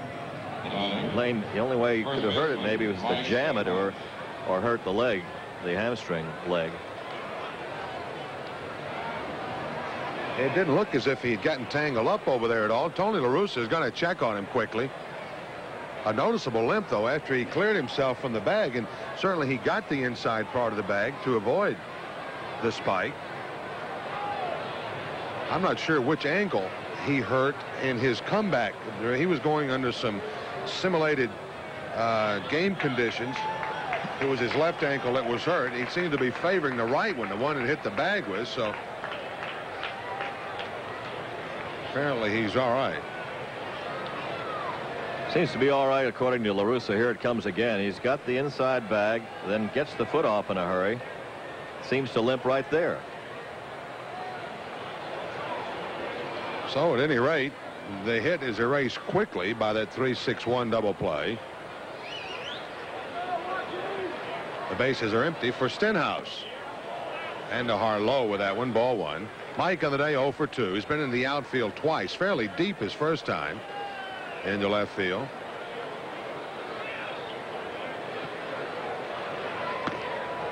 Lays off the high pitch. Andahar, as I was mentioning before, working on grass. 19-4.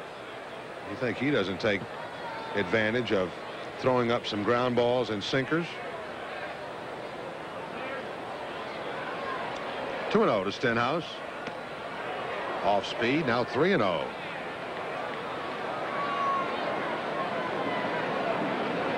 Mike was saying after the game last night, I would like to get on some other way besides a walk. He said, I'd like to help the team out, but those base hits would feel nice.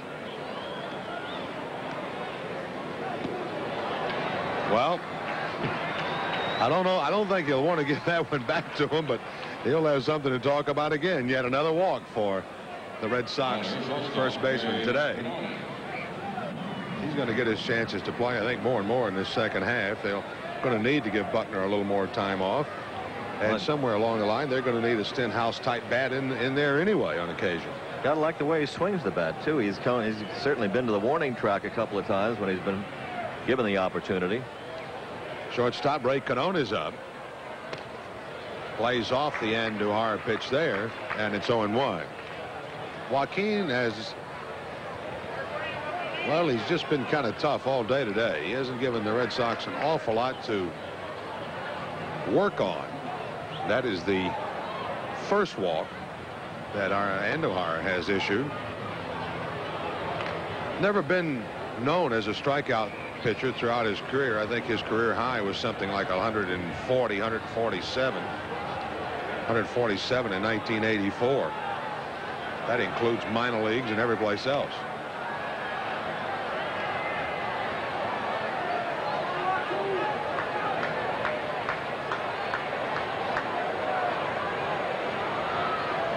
One ball, one strike to Canonas.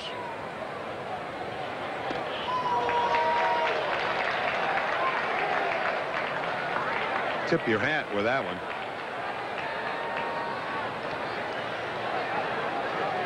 Red Sox trailing 3-2 as we play in the top of the 7th inning. 2 down. Stenhouse at first.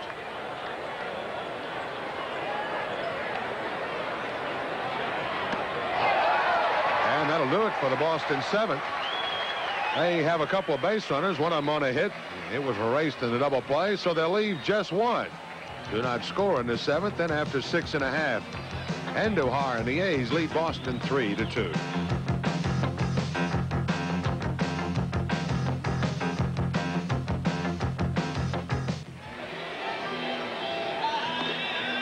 As a group, the success of your game at Fenway Park will be enhanced by the pitcher's mound. That's the exclusive function room at Fenway Park. The in-house catering service provides a variety of food and beverage packages to accommodate a wide range of budgets and appetites. There are a limited number of dates available for the months of August, September, and early October, so book your date now by calling 262-1915 between 9 and 5, Monday through Friday.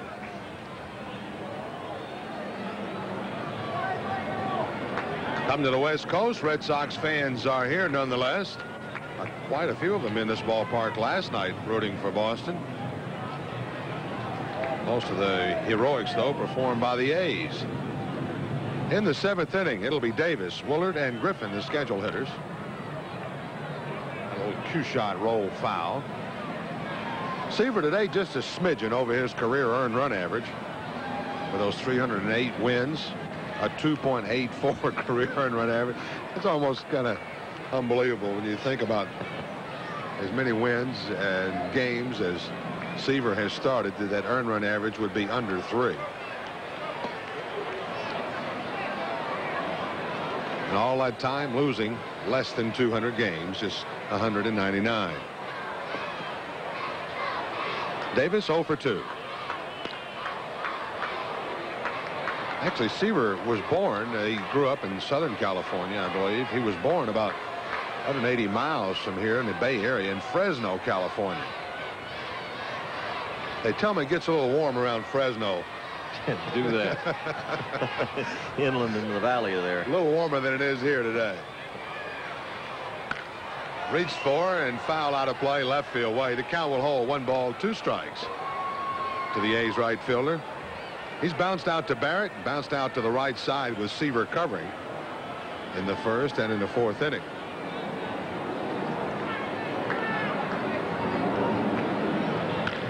Reached for again. Canona's to his left. He'll have to hurry. Not in time. It just looked as if that flow all working to the right field side was not going to get Davis, and it didn't. The nice play by Canonas. He had to reach out, the batter Davis did, and Ray got over there, made that quick, strong throw. He knew he had to put something else on it. Just not enough. And Davis has an infield hit. Good flip, strong throw. Well, when you talk about inches, you could certainly put that play in your book. Davis really hoofing it down that line, so he'll be on as the leadoff man for the A's here in the 7th inning.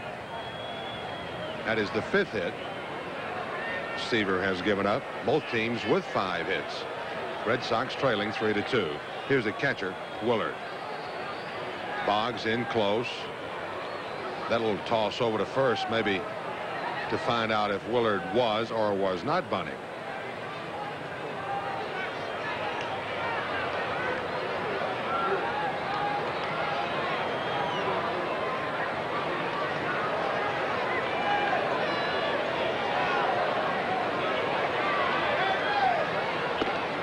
Strike over. Willard didn't leave any doubt to anybody that time. He squared around well before Seaver was ready to come to the plate, even while Seaver was in the set position.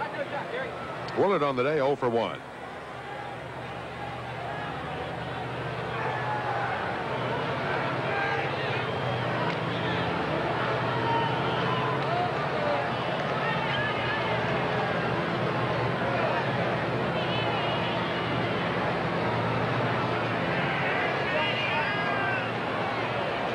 Cat and mouse game going on now between the pitcher, runner. No bunt attempt that time. That was a check swing strike. And Willard is down to the count. No balls and 2 strikes. Was it on the pitch, he said, or was it on the swing?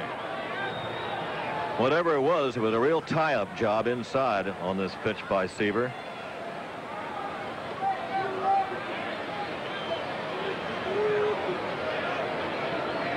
This is the spot here that he often goes to that pitch that really runs away from the left-hander, whether it be the change-up type or the hard runner.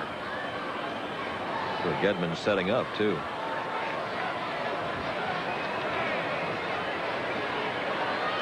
When you watch Seaver throughout his career, of course, highlights would be the only thing we would have been able to see very much of. Him spending most of his time in the National League. There's a little runner, gets off the plate outside, 1-2. I found it kind of interesting. I was quizzing him the other day about that particular pitch because I had not noticed him throwing it that much in the past. Thought it was something that maybe he had come up with in the last couple of years to make up for some of the loss in velocity. He said, no, actually, he said, when I started as a pitcher in the minor leagues, he said, I was a hard sinker ball type pitcher. He said, I became a high riding type pitcher after I got to the big leagues and was working with the Mets. So he's always had that one. But if you would jog your memory a bit and you think about highlights that you see of Seaver, you mostly remember him as and see him as a high riding type pitcher, hard slider. Although he could be right around those knees anytime he wanted to be. For a number of years, he could do anything he wanted. You're not kidding. Boy. Year in and year out, such consistency. He knew every little nook and cranny in that strike zone and knew how to get there. Into center field, base hit for Willard. And the throw to third, not in time. Boy, Davis was in high gear. He had his mind made up as soon as that ball got past an infielder that he was going to third, and it worked for him. Ball belted into center field. Good pitch to hit by Willard. Had some extension on the arms. Davis headed for third. A little hesitation by Tarver. Then headed toward just over the cutoff man to Boggs. Too late. Runners at first and third. Bob Stanley hurries to get loose in that Red Sox bullpen now. So the runners will be at the corners. Nobody out in the Oakland 7th inning. They're up by a run. Red Sox infield has to come in tight. Way inside to Alfredo. Mack really doesn't have an option here with Andujar on the mound in the way he has been pitching today. You cannot afford to give him yet another run. With Alfredo Griffin at the plate, you're not apt to double him up. Even if you could give them the other run, you probably would have to keep the inning alive. Low and inside once again, and again hard, 2-0.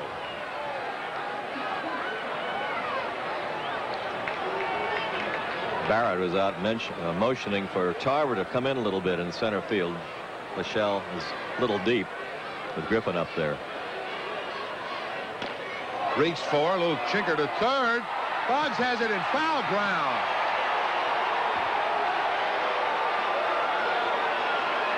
Boy, was that ever close.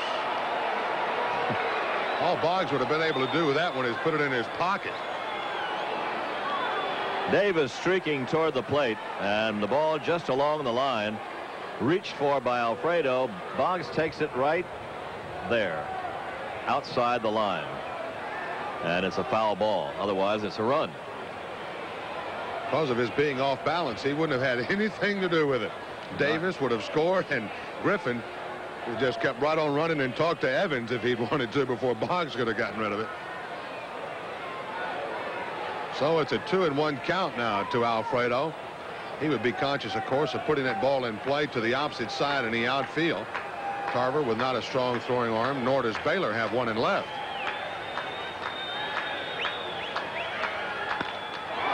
Pulls this one foul, so Seaver's back even in the count with the little shortstop. 2 balls, 2 strikes.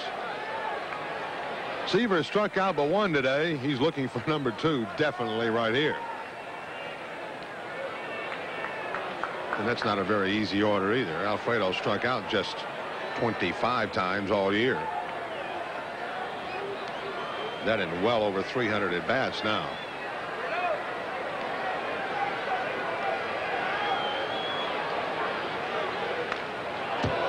Just a piece of it.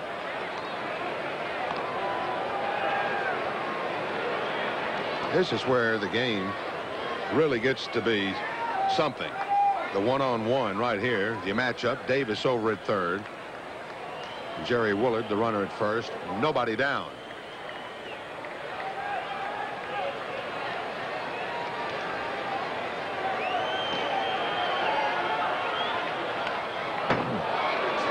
That was like a replay of the last pitch. Exactly. The same spot, same results. Hack checking up and down that lineup. Anybody that he may be involved in making some moves with.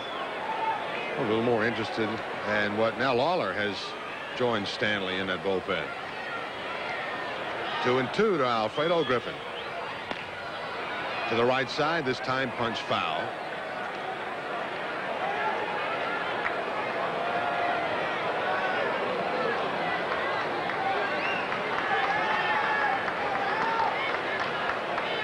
Alfredo addition to this Oakland ball club last year was just an instant success. Popped him up very shallow into left field. Baylor underneath, getting set. Here comes Davis up the line. The throw, not in time, and the A's have the extra run. It's 4-2 now in the bottom of the 7th. So Alfredo, with a good at bat there, gets the job done on the sacrifice fly. He's driven in his 29th run of the year. Good and bad indeed. With foul balls all over the place till he got a pitch he could drive someplace. He got it into medium shallow left, but Baylor's arm, they run on Baylor's arm, and you knew that Davis was going to, and he beat it rather handily. Tony Phillips in now with a pitch low and inside on him. With all that going on, of course, Woolard held his ground at first. 1 down now. The double play set in order. But then that's not likely either with Phillips running. Oakland 4, Boston 2. A man out, a man on. Just off the outside edge. 1-1 to Phillips. Phillips on the day 0 for 3. He bounced out to Barrett twice. He's been on a fly ball to right.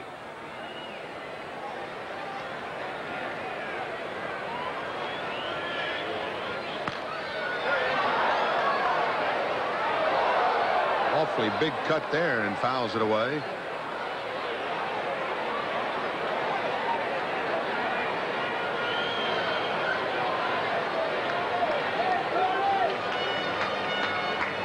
Outfield shaded around the left for Phillips. Big gap for him right at the 375 mark in right center.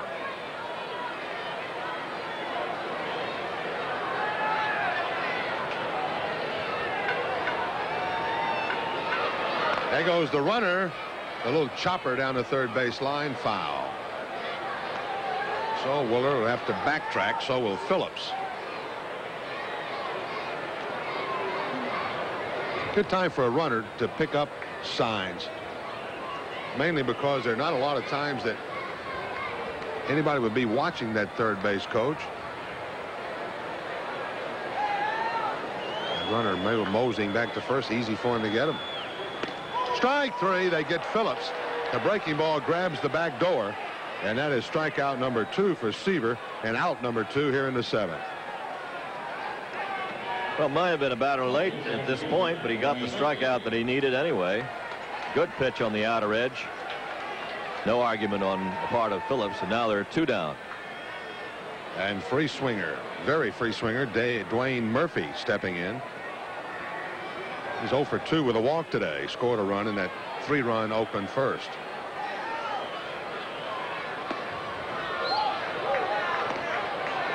On the check swing, it was low, ball 1. Seaver very thorough in his getting into the 7th inning, certainly as far as the Red Sox are concerned. 7th time in his last 9 games now Seaver has worked into the 7th inning, and 10 of his 17 starts, 10 times in his 17 starts he's gone into the 7th.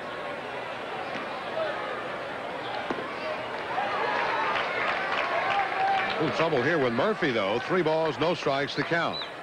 Seaver trailing the Oakland A's 4-2.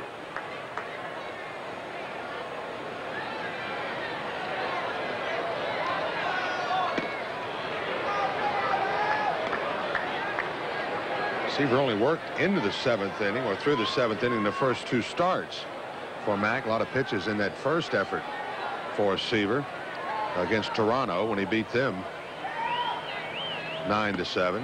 That pitch is too high to Murphy, and he has the walk.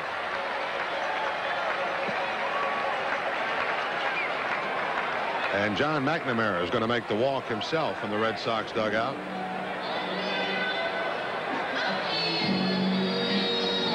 Got Canseco coming up, whom they have handled very well so far in the series, but you know it's Canseco, and a mistake can make it an out-of-sight ball game. Sometimes the manager gets caught a little bit in between. He's talking to Seaver here. The way that Seaver has handled Canseco this afternoon, he has him 0 for 3 right now, although one of those was a bunt attempt. Nevertheless, Seaver couldn't talk him into it or out of it one way or the other. Mac's going to make the pitching change and go for the strong arm of Bob Stanley here in the 7th inning with a run in. And runners at first and second, 2 down. Well, they're making the change now. Nice hand for Tom Seaver, who did a good job out there. After that first inning problem, he really shut the door until they scored here in the 7th. Stanley coming on for the first time since Sunday in Seattle, when in 2/3 of an inning he gave up no hits or runs. Against Oakland, in his dealings with them this year, he's beaten them once and had 2 saves against them. 11-4 lifetime with 13 saves. Stanley making his 43rd relief appearance. He's won 5 and lost 3 with a 4.05 earned run average. He has 14 saves. 53 1/3 innings worked. He has given up 64 hits, 24 earned runs, 15 walks, 37 strikeouts, and has given up 7 homers. And the man he faces first will be Jose Canseco.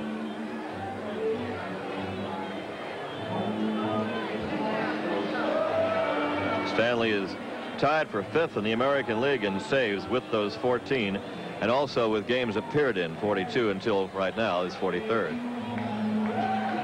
Still trying to pick up that 100th win.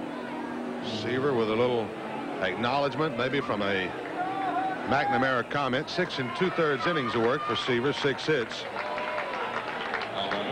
4 runs, charged with 4 runs, responsible for 2 runners. Canseco against Stanley. The steamer powers it in there, 0-1 to the big right-hander. Seaver walked 3, struck out 2, and had a wild pitch. At the time, that wild pitch a fairly big one in that first inning.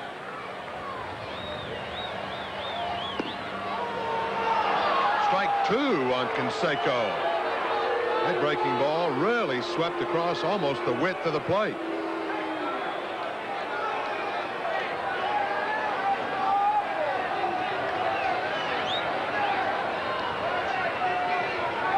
Canseco with a word for Hirschback behind that plate. I'm not so sure he didn't deserve it. They run that sinker in on Canseco again. He fouls it away. Count holds. No balls, 2 strikes.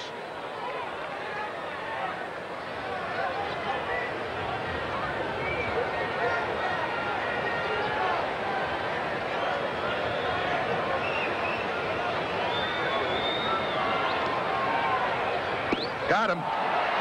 Went right to the breaking ball 2 times in that sequence. Canseco gone on the strikes. But the A's do damage. An insurance run for them here in the bottom of the 7th inning. To get that run on 2 hits. They leave a couple. And at the end of 7 full innings of play, it's Oakland 4 and Boston 2.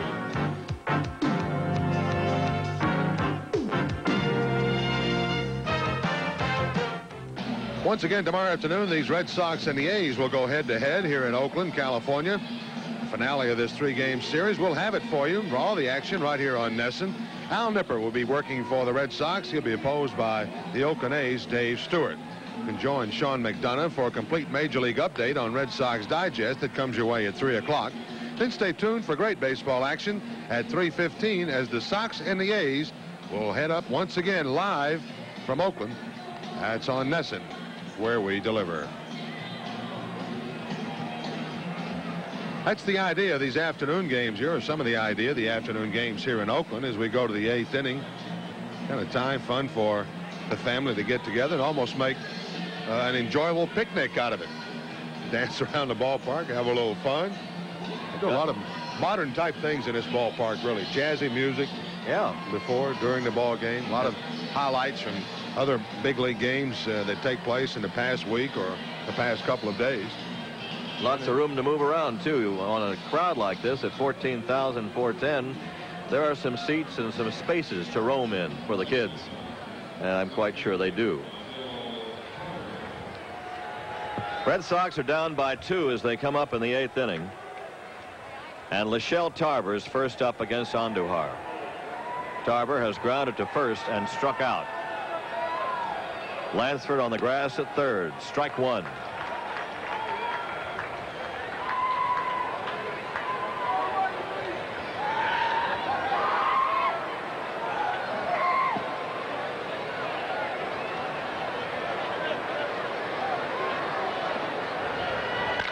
And Lachelle belts one to left center for a base hit. Line drive takes the turn. The ball bobbled a little bit by Murphy, but not enough for an extra base. So Tarver leads with a single in the 8th.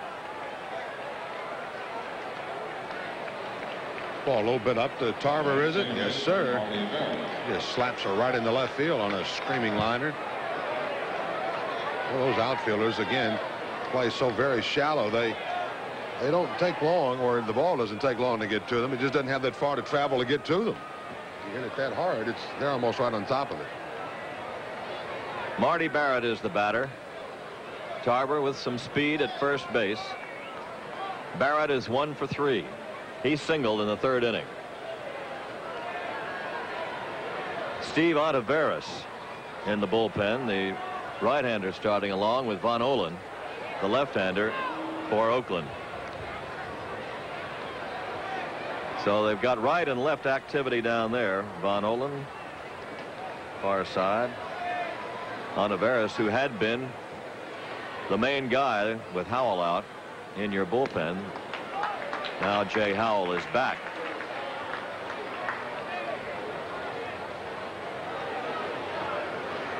Barrett is grounded out, singled, and fly to right.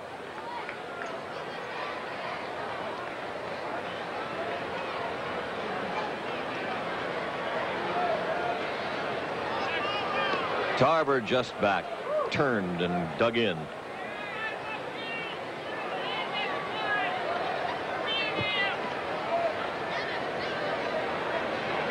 Four runs, 6 hits, 1 error for the A's. 2 runs, 6 hits, and 1 error for the Red Sox.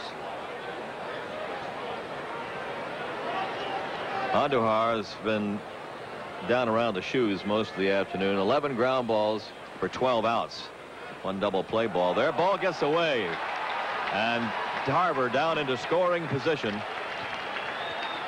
Ball getting by the catcher, Willard. Like it hit off the thick part of the facing of the glove and just simply got away from him. Got a little piece of the dirt, but no effort at all to go block that ball. Just trying to catch it. Trying to snap the glove. Tough to catch when it bounces like that. They charge a wild pitch to Andujar. Tarver at second now. And a 1-ball, 1-strike count to Barrett. On the inner edge. 1-2 to Marty.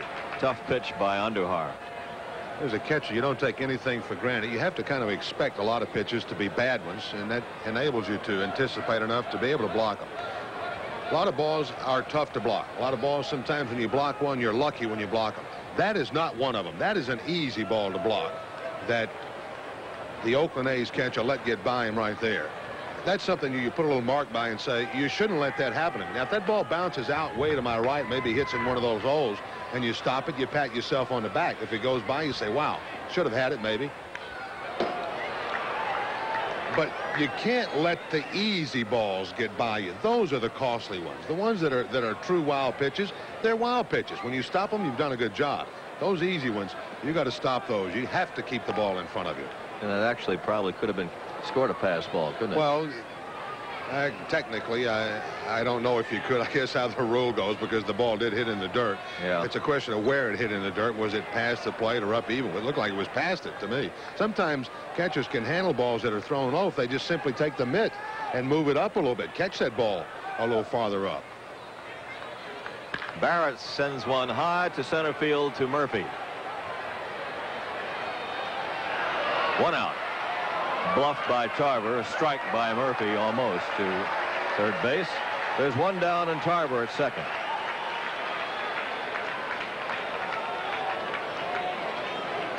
Red Sox down 4-2, and they're trying to do something about that situation here in the 8th inning with Michelle Tarver at second and one down, and Boggs coming up. Andujar has handled Wade Boggs very well this afternoon. 2 ground balls right to the mound and 1 to second base. Now La Russa coming out.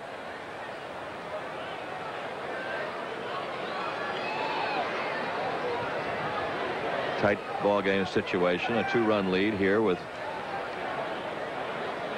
Boggs and Buckner back-to-back coming up.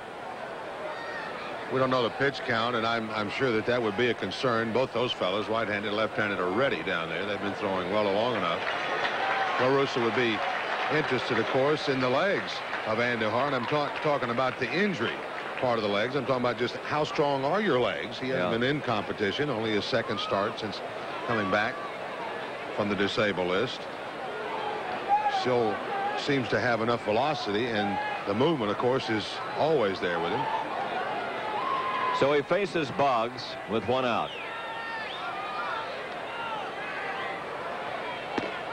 Strike 1. Flogged the fastball through.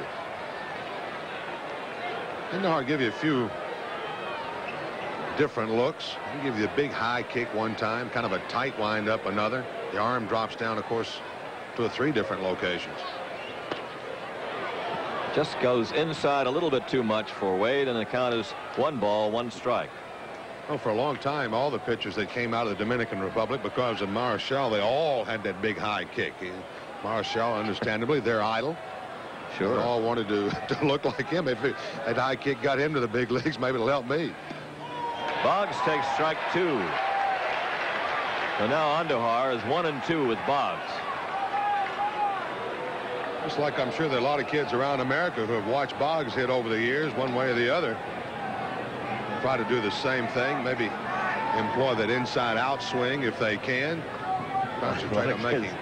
A lot of kids in high school at 1-2 very quickly, taking 2 strikes. Boggs looks low. Ball 2, 2-2. 2 balls, 2 strikes, 1 out. Hey, you know, when you were a kid and you played, there was always somebody you either wanted to bat like, or if you were in the field, you wanted to make the flip throws or go to your right or your left one way like someone else did it. especially pitchers. Pitchers would be the ones that, of course, are always in the center of attraction and maybe a little easier to copy. Boggs spikes it foul to the left side, and the count remains 2-2. Like the only person you ever wanted to be like as a kid would be you didn't want to copy any catchers because nobody wanted to be one. Who did you like when you were coming up? I liked them all. I mean, did you anybody in particular as your kid that you patterned yourself after? Oh yeah, everybody wanted to be Mickey Mantle when you went to hit. Just hit one-sided though. Boggs has run the count full, 3-2. I was around a lot of Double-A baseball players growing up in Nashville, and some pretty good ball players. Tommy Brown used to play with the old Brooklyn Dodgers. Guys later, some players who later went on and became very good players in the big leagues. Jim O'Toole with Cincinnati Reds, Jim Maloney. Yeah. Good pitchers. Those guys, you bet, hard throwers. John Edwards was the catcher there in Nashville for a while. Boggs spoils one, fouling it back. The count remains 3-2.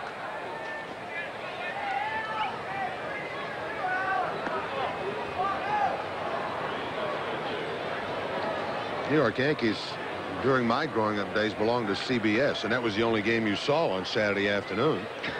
If you watched baseball, that was it. And of course, the CBS network was, who else were they going to carry beside the Yankees and whoever else they were playing? That's right. You always saw the Yankees and a sundry of other teams who you didn't recognize from 1 month to the next hardly.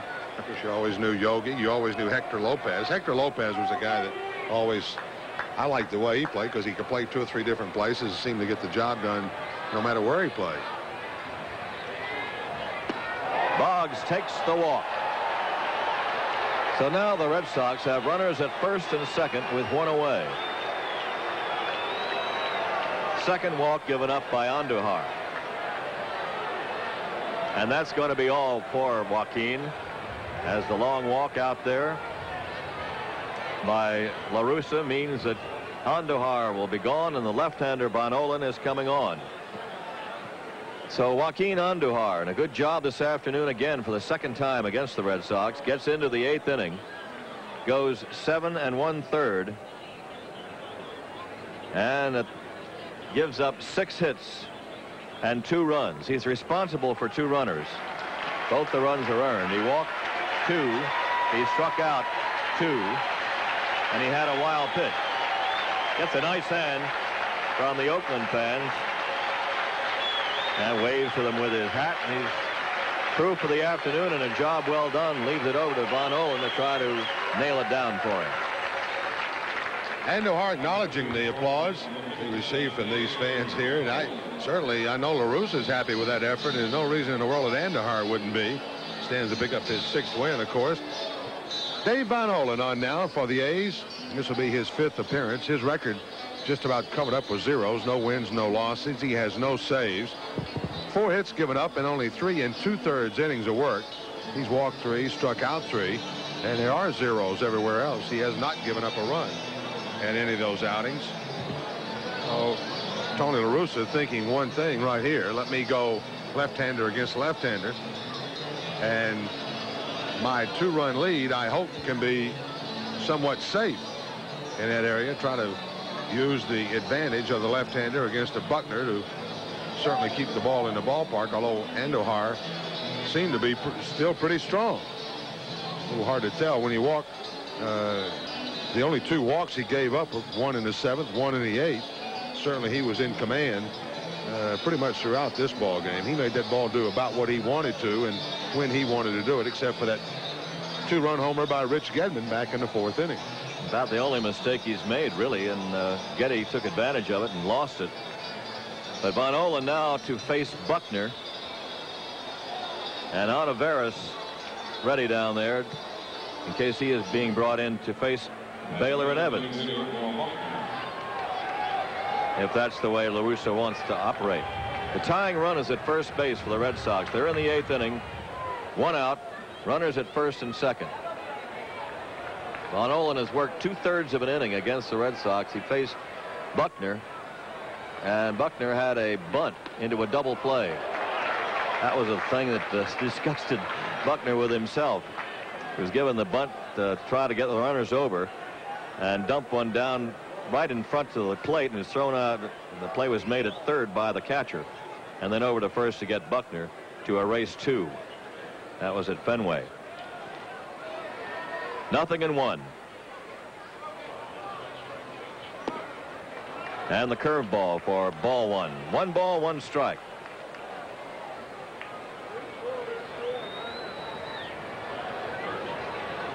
Tarver is at second, Boggs at first, 1 out.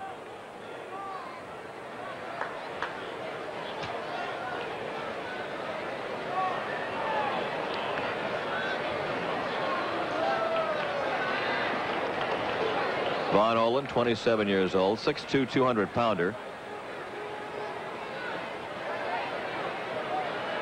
Had some arm problems last year. And the curveball is hit high in the air into shallow right center field. 3 players over. Davis gives way to Murphy. Dwayne Murphy at the last moment making the catch. And Buckner is out. So there are 2 down now as Von Olin gets Buckner, and here comes La Russa again.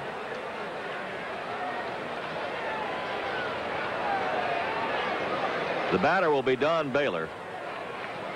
And they're going to bring Steve Ontiveros right on now as Von Olin does his job, gets the left-handed hitting Buckner out, and will leave.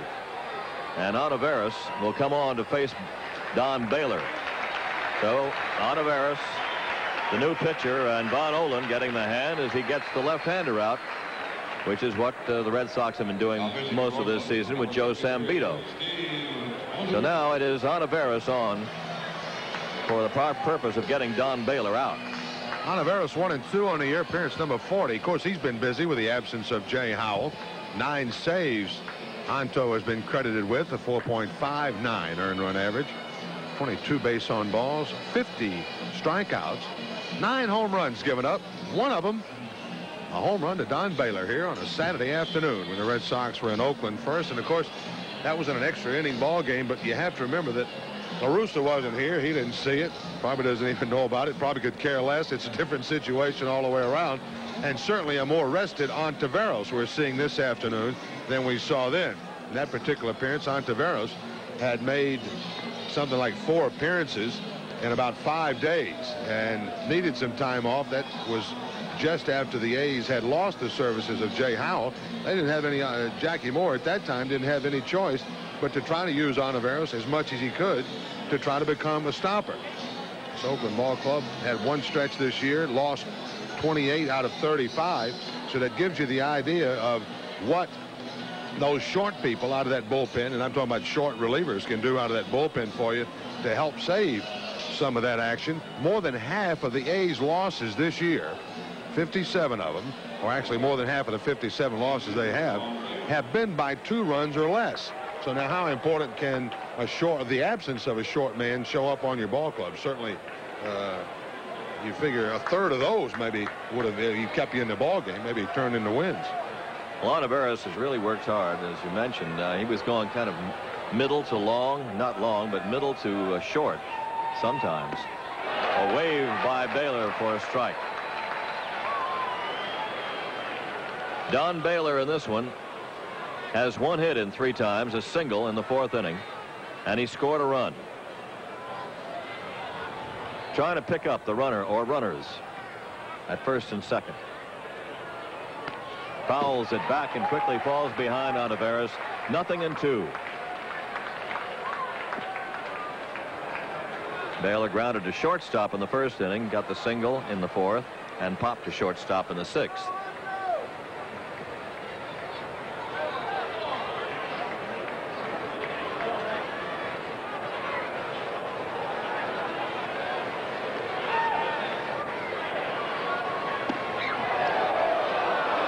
It's a 1-ball, 2-strike count to Don. Oakland leading 4-2, 2 outs in the 8th inning and 2 on for Boston.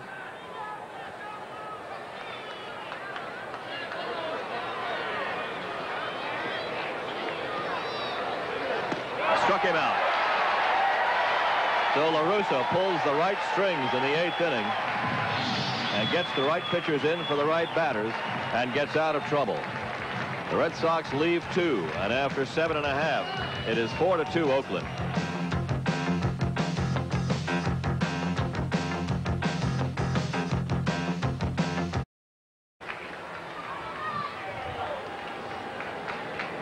Bruce Bocty first up against Bob Stanley. Bottom of the 8th inning. Oakland leading 4-2.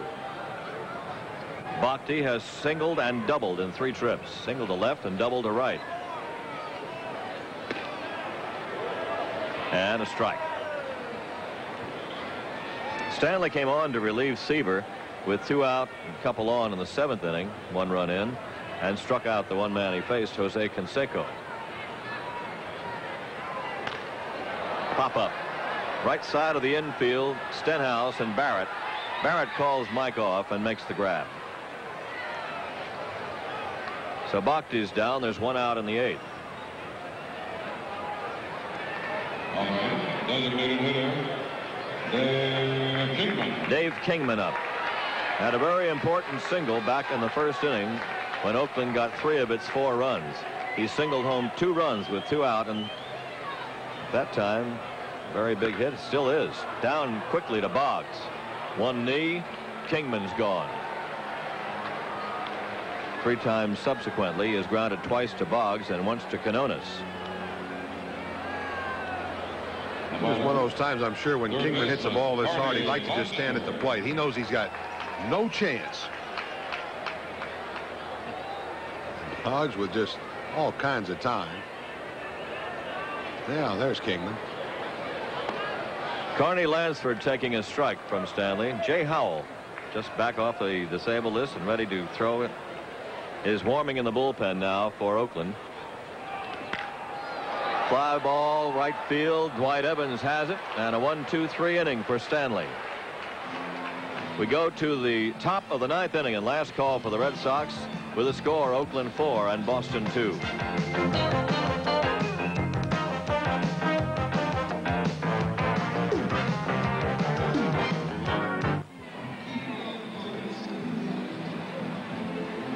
It's the top of the 9th inning. The Red Sox trail by a pair of runs. Trying to get back in this thing against Olivares. Evans, Gedman, and Stenhouse will be the hitters. Red Sox got their 2 runs on the 2-run homer by Rich Gedman in the 4th inning. Stopped pretty well by Andujar, and then the tandem relief in the 8th inning worked perfectly. Von Ohlen against Buckner got him, and Olivares got Baylor. Dwight Evans. Evans 1 for 3, single to left field in the 7th. Off the glove, it was off the glove of Griffin. A funny hop out into left field.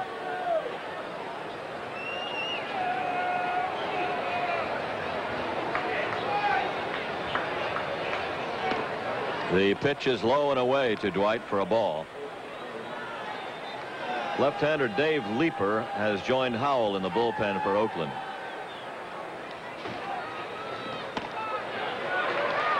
Snaps a strike over. 1 ball, 1 strike to Dwight.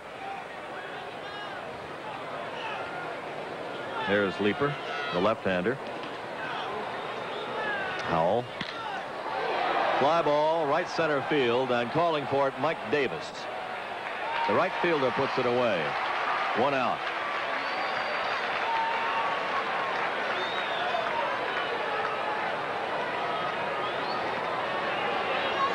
Game has breezed right along this afternoon, starting at a little after 3:15 or, well, 12:15 Oakland time. It's not quite 2:45 yet. Gedman a 2-run homer in the 4th. 1 for 3. He's hit into a double play and he's lined to center.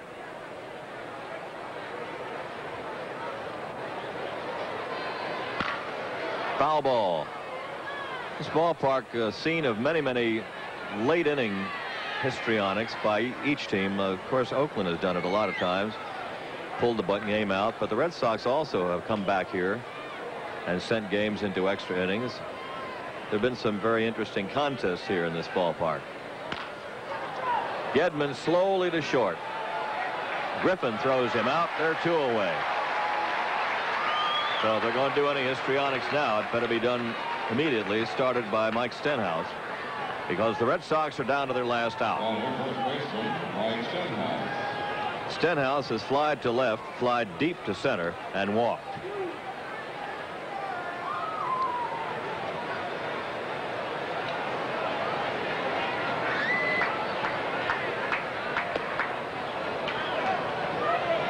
One ball, no strikes to Mike.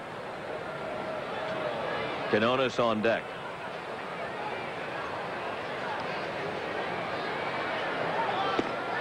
And that's the fastball on the outside corner. 1-1.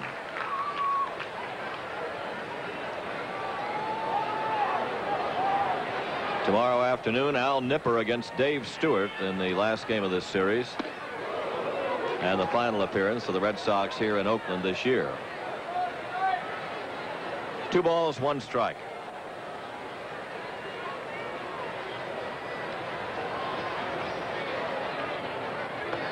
And that's a strike 2. Dipping's pitch away from him. Now it's 2-2, and the crowd wants the strikeout to end it.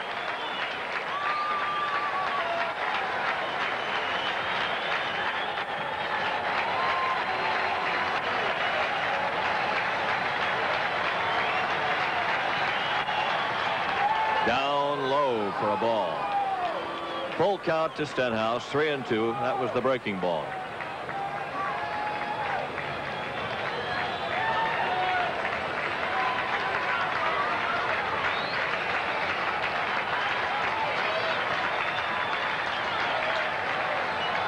Time called. Willard wants something done. Maybe get straight what he wants to do on this 3-2 pitch to Mike Stenhouse. Stenhouse has had a pretty good idea of getting the bat on the ball despite a low average. He's had all the walks. He's got the good eye. He has struck out 4 times. Walked 10.